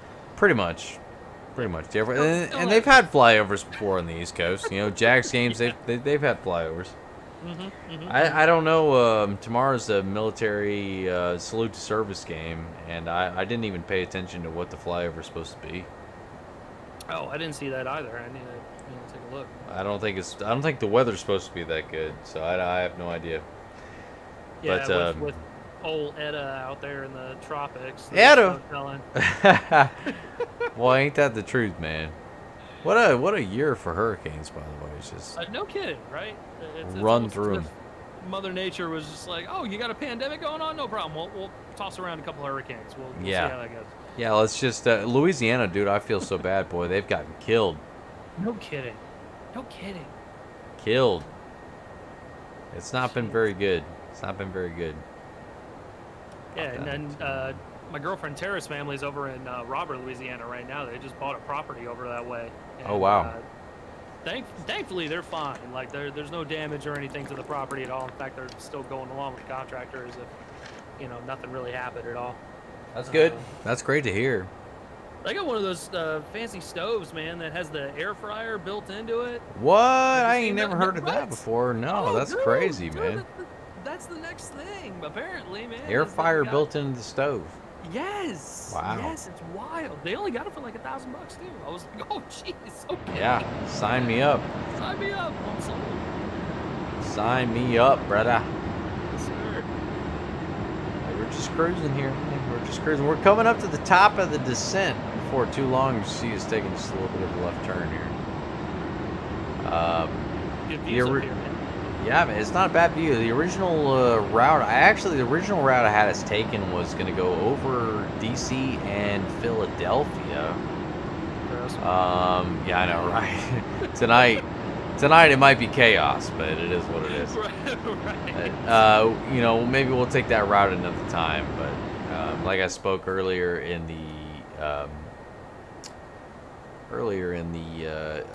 stream here, is that next week I am planning to do. I'm getting ready for 10,000. When we hit that arrow right here, we're gonna start our descent. It's a moral of the story. Yeah. Next week I'm planning on doing a Miami to St. Martin, Princess Juliana Airport in St. Martin. So you see all the time the pictures and videos of the planes landing just over the beach, you know, and all the people on the other side of the fence. So that's St. Martin, you know, why not make it a little interesting, I suppose. We just I'll pack my banana hammocks, man. Yes, pack the banana hammock. If there's not a pina colada in your hand, sir, I don't know what to tell you. Doing it wrong. You're doing it wrong. You're doing it wrong. We're starting our descent right now. Descent on our way down, ladies and gentlemen. You see this mark right here, so you got your little squiggly line. So we've set ourselves for 10,000 feet. Our initial, this is a managed descent, managed by the computer itself. Your McDo here, if that wants to fuck right on off, that's cool. So by this next, I'm just trying to give you an idea. So by Skippy, it's expected to be at, I believe that was 19,000. It said 19,000. So I put it at 10,000. The squiggly line you see is the estimate at 10,000. It's not gonna hit 10,000 at that point. Let me throw that out there now, because the computer, once we hit our first waypoint, is gonna adjust to each waypoint on where it wants it to be, and I'll give you an idea on what that's gonna look like. So just to give you an idea, you know, Skippy 26,000 feet, 700 to go with it. Bessie 20,000, 16,000, 14,000. Just to give you an idea on what that descent is gonna look like. But I guess I should warn the passengers as I throw the seatbelt sign back on. And Glad you turned that off earlier, man. Hey, listen, I appreciate the reminder. I almost very nearly forgot that I could let the passengers roam about the cabin. As you've noticed, we've been relatively turbulence-free on this flight. After last week, rolling into Phoenix, we had some gnarly waves going on there, as they say. I needed to grab the air sickness bag a couple different times, man. Dude, I cannot say that I blame you. I was flying the plane, and I'll be goddamned if I a couple of times was like, yo. I totally understand. So Gotta toss this to the co-pilot. Gotta go and hit the head. yeah, gonna go hit the head, man. That's fine. Everything's fine. This is fine. You know, that's cool. LGA, I said that we were looking at. I just wanted to make sure that the nothing's changed here. 30.25. So now that we've started our descent, I'm gonna go ahead and bop this up. That's our pressure. Our pressure affects the altitude that our computer shows, more or less. So Eric, being as kind as he is going to stay with us through landing and give us an assessment as we come down. So God bless Eric Vinson here for sticking around for that. And Literally digging my fingernails into the armrest. digging his fingernails into the arm. What a guy, man. What a guy. What can I say? I can't say more about him, quite honestly, you know. #1 fan last week and this week. I realize, as I said earlier, you know, Microsoft Flight Simulator, a lot of people are very attracted to that right now. And for good reason. It's beautiful. Absolutely beautiful. The reason I keep popping back to X-Plane, and I probably will for a while, system depth. It's flawless. I mean, it's absolutely phenomenal. and I quite enjoy it. And you will notice as this bad boy comes down to the ground, discrepancy. Sorry about that. I didn't turn this one as well. Airplane was yelling at me there. But we'll get you safely on the ground in New York, LaGuardia, ladies and gentlemen. Don't you worry your pretty little heads. We'll get you there. As you see, there's Keep lots sipping of on that Manhattan back there and coach, okay? That's it. I'm looking around right now, like, you know, I could use like just a little more sip of a drink here, but I don't want to interfere too much with what's going on. So I suppose I'll forego it for now. Wait till you get on the ground. Wait till you get on the ground. That's it. That's it. On the ground. We're almost there. We're down to 18,000 feet, headed for 13. As you can see, Davis is 13. Davis is the next. Sorry, Edger. Edger is the next one. But Davis is our 13,000 feet point. So if we look down here, you'll see 13, and Corey. So by Corey, we want to be 10. We're going to ride 10 for just a minute. And then we are going to start descending just a little bit further. So around Renew and Apple, that's when you're really going to get a nice view of New York City on the left-hand side of the aircraft. The Big Apple, the Big Apple. It's going to look real nice. It's going to look real nice.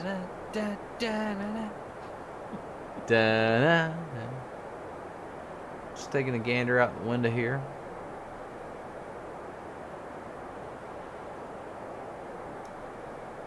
Told Dennis already, you know, like I've seen this view a few times. I said, "Wow, this is your office, man." I'm pretty jealous. I won't lie to you. No kidding. I can think of worse jobs to have. Definitely. Well, I've seen dirty jobs with Mike Rowe. There's definitely worse jobs to be had. Woo. Hey, the world needs ditch diggers too, though. Yeah, that's true. That's true. Hey, you don't want to work in a lumber yard? Come on. I notice you don't spend a lot of time there. I work with wood every morning. I don't know what you're talking about. Hey, that's what's up. That's what's up. I love it. I love it. So we will not activate the approach until we're roughly 15 miles from the airport. Because when you activate approach on your FMC or your McDo down here, essentially what you're doing is you're telling the airplane to slow down.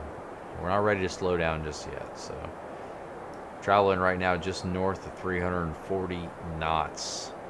So we're hauling ass is the moral of the story. Coming up on Corey though, so I'm gonna bounce this. I'm gonna leave it at 20 actually. I'll take it back. Coming up on Brand and Corey. We're not gonna drop again after that until Renew. We're going down. So after Minx, I'm basically going to set this bad boy for 2,500. You see pay me right there, 2,500. That's the top of our ILS approach is 2,500 feet. And that's what we're going to aim for. So just to give you an idea.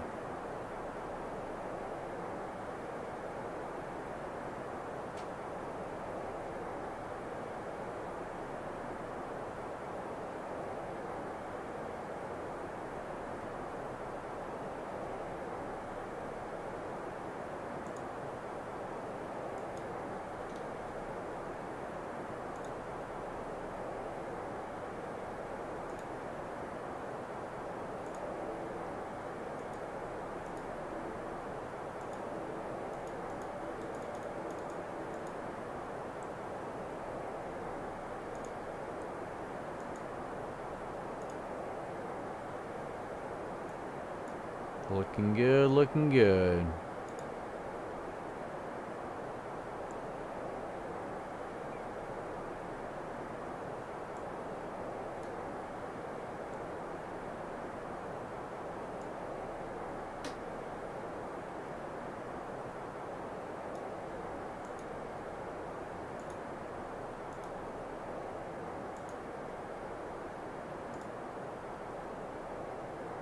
Cool.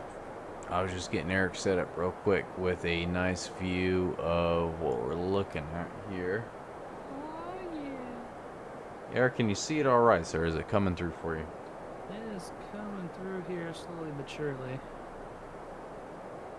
working off of Wi-Fi because I didn't feel like plugging in an Ethernet cord currently. Totally understand, sir. Totally understand. Coming down, riding at 10,000 feet right here, ladies and gentlemen. Coming into New York LaGuardia. Decel, we're coming down to 250 knots here before too long. Like I said, we are looking for, let's see, RBV. We're gonna slow down and we're gonna start descending again around Renew. Renew is the key here. So if you look down on our map, we've got just a little bit to go. Tykes, Minx, and I think Renew is afterwards.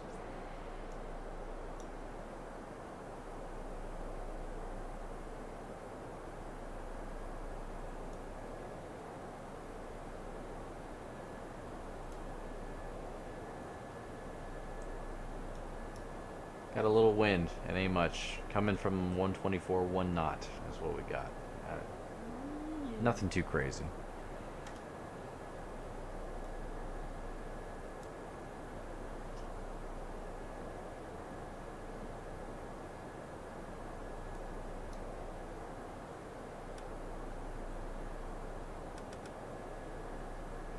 Too much.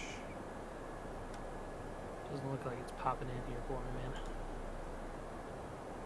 Not popping for you yet. Alright, stand by. You good?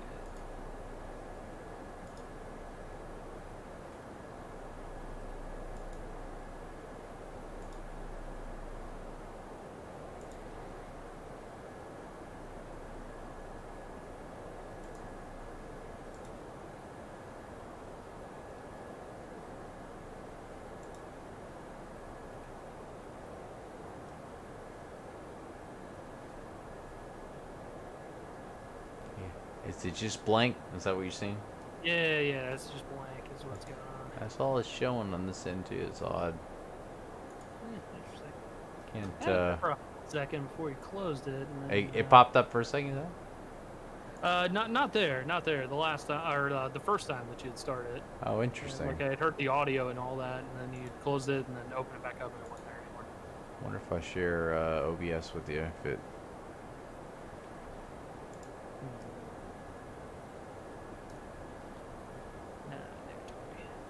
Nope. Interesting. That's fine. I'll spawn your YouTube. Worth a shot. It was worth a shot. It was worth a shot. I figured I'd give it a try. You know, whatever.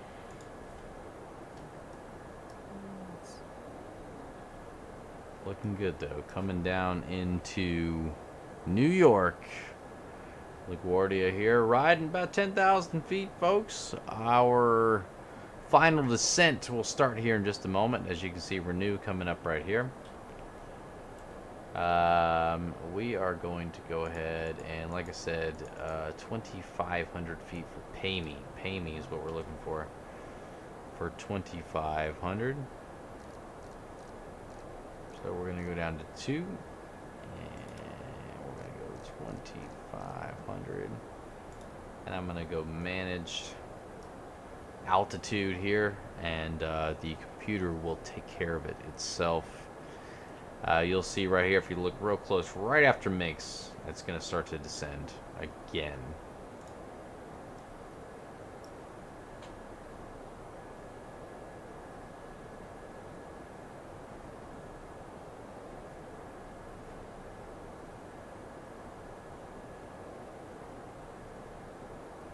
Just don't crash her into the Hudson. You don't No. That silly fella. No, I don't want to be like that fella. We're at 10,000. We're going to go ahead and turn our landing lights on. And runway turnoffs on. We're lit up like a Christmas tree now, good sir. Let's look from the front and make sure that is the case. There we go. Runways are on. We're lit up, man. We're lit up. We're ready to come in. We're lit. We're lit. It's lit, bruh. It's lit. It's lit in this thing. Up in here. Up in here. We're just about to hit the arrow, and we just hit it. And as you can see right here, we're starting to descend.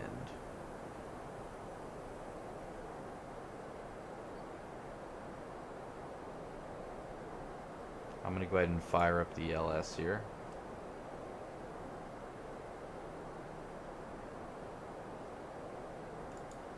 do love that Delta thank you aircraft.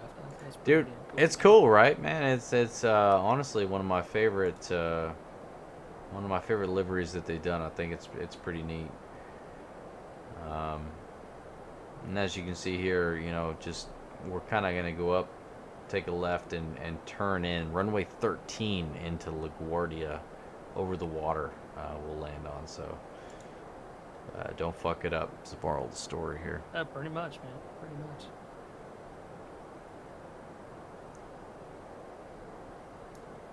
We're gonna bounce back to 40. Sorry, 20.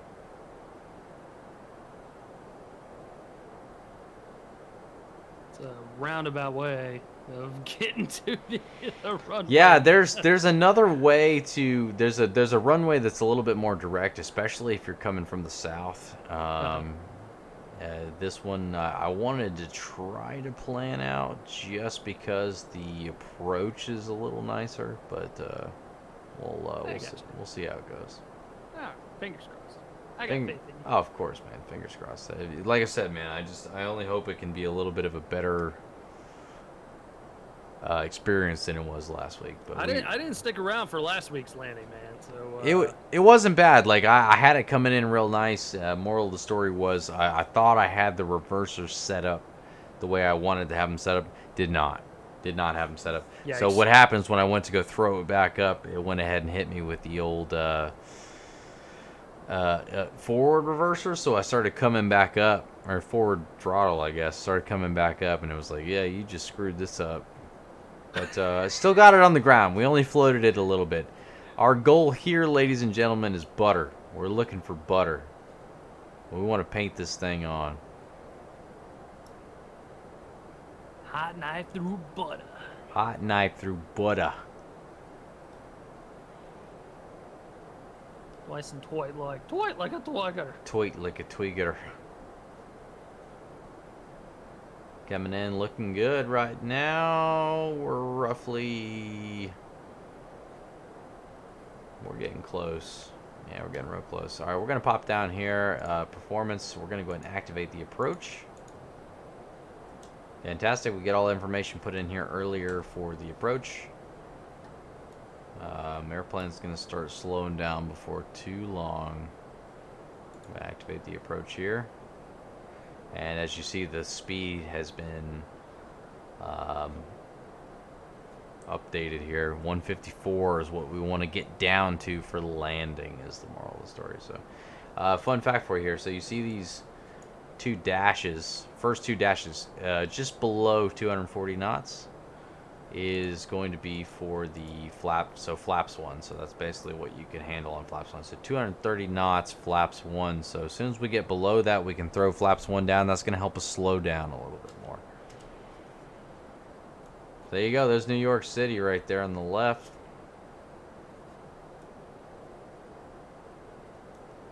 I will defer to the expert as far as all this goes. I do not consider myself an expert. I am world's okayest pilot, sir. World's okayest pilot. I have a resident expert, Mr. Dennis Prokopowicz himself. Hello, Dennis. That's my expert. I go by what he tells me, and I try to translate it as best as I can. If I mess something up, I will say that like I said, I sent my stream or sent your stream to my dad, and he was looking at it and he was like, it seems like he knows what he's doing. I was like, hey, all right, that kid's doing something right. Hey, that means something, man. That means something. That means something. We're literally gonna fly right over New York, by the way. We're flaps 1 right now, FYI. So it's downtown New York City. See the One World Trade Center. The Freedom Tower. Yes, sir. There's a bar on like the 110th floor, FYI, in case you're curious. Ooh, yeah, gonna have to visit that at some point. Yeah, I would tend to agree with that, sir. Have a Manhattan in Manhattan. Would tend to agree with that. All right, we need to start slowing down, so we're gonna go ahead and pull our speed brake.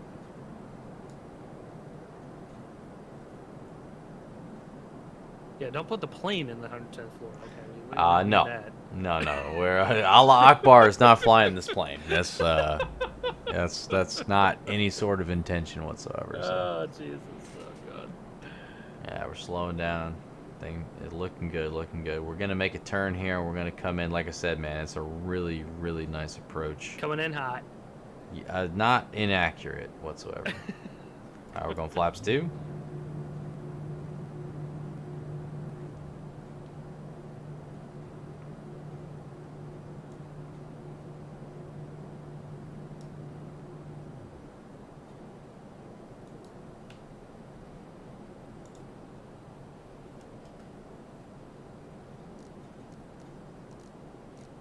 So X-Plane is kind of the second cousin of Flight Simulator, essentially. It came first. Is the more Oh, it well, came first. well, Oh. not necessarily came first. I guess it is probably a bad way to put it, but 2,500.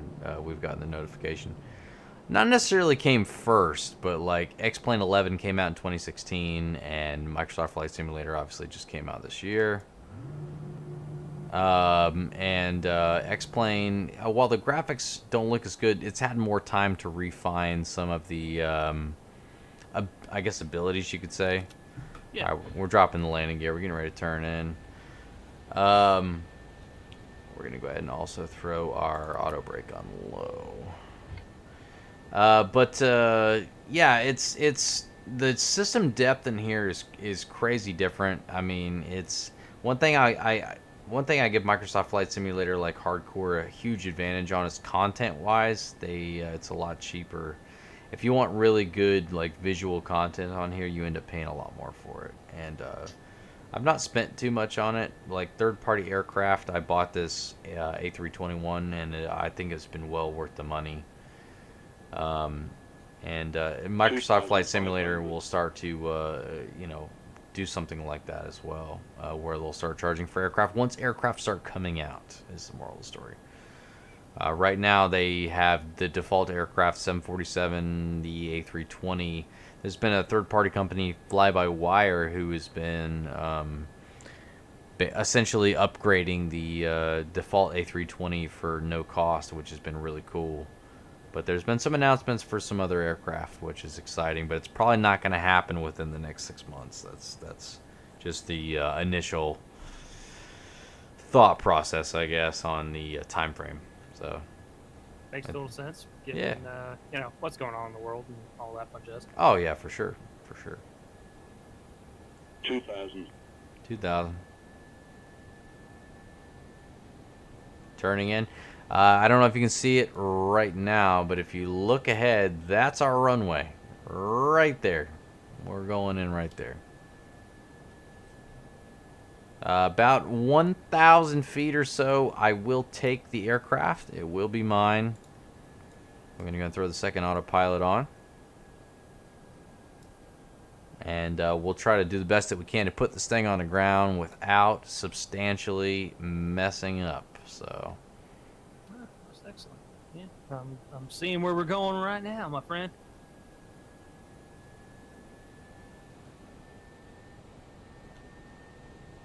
After that hard right turn, Clyde, that was fun to see. Yes, sir.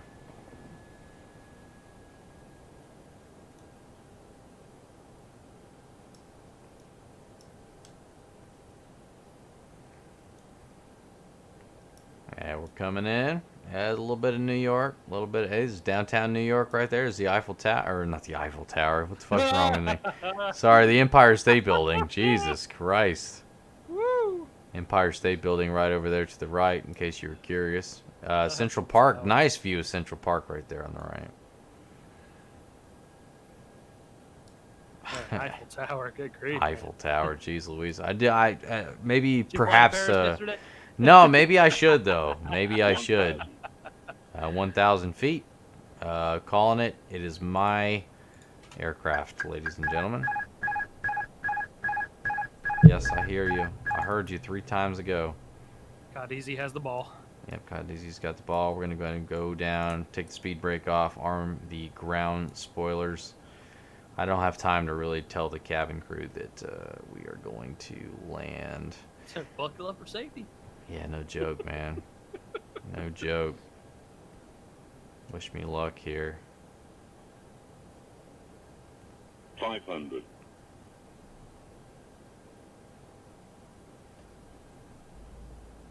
400. 400. 300.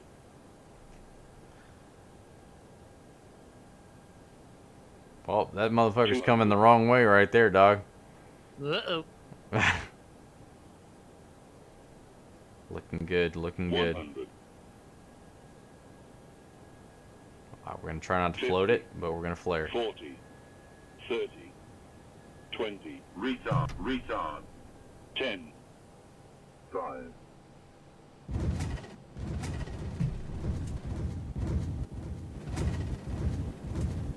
That would have been me if I was flying an aircraft, by the way. Oh, shit. Got our reverse thrusters on.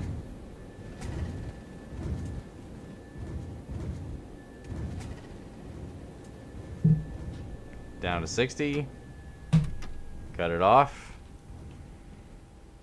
Ladies and gentlemen, welcome to New York, LaGuardia. I didn't think that was too bad. I thought that was a pretty goddamn smooth landing, to be honest with you. Yes, sir. That was looking pretty darn good, man. Shoot. Appreciate that, sir. I was pretty proud of that Some one. of these other hotshot pilots I've flown through, man. I feel like they're just turning on the jets like full throttle, and they're just like, we're just gonna hit the e-brake towards the end. It's okay. No. That was never the plan. That was never the plan. If it was, then I don't know anything about it. So we're gonna park over here in just a moment, and once we park, we'll give you our sign off for the evening. We're gonna park F5. Didn't spill my drink one bit, man. I'm really proud of you, man. I didn't either, but I also was somewhat responsible and didn't have it in my hands. Attaboy. Let's see if I can actually park this right. That'd be a moral story. It's not the easiest thing in the world to do. FYI, I give a lot of credit. Look, I'm not quite on the line, but you know what, man? After all that, we're gonna go ahead and set the parking brake, disarm the ground spoilers. We're gonna go ahead and cut the engines. Flaps back to normal. We're cold and dark. I didn't hook up the APU. I didn't do nothing afterwards. I was very proud of the fact that we got here safely. Landing was really nice. Look, the landing was tough, man. So It's been a part I've struggled with since the beginning, and you know what, man? I thought I did all right. So welcome to New York City. Welcome to LaGuardia, New York City. Thanks for flying with me. Atlanta, KATL to LaGuardia, KLGA. Thank you so much for tagging along. Eric, thanks for stopping in, man. I really enjoyed your company, sir, and chit-chatting, and we'll do it again, man. But to everybody out there, I have to tell you thank you, and I wish you nothing but the best as far as I'm concerned. And we'll catch you again next week for a very special stream where we plan on going down to St. Martin's. We'll get it done then. Everybody have a great night. Eric, thank you so much, buddy. Take care, guys. Have your pina coladas ready, baby. And you like pina coladas. Ain't caught in the rain.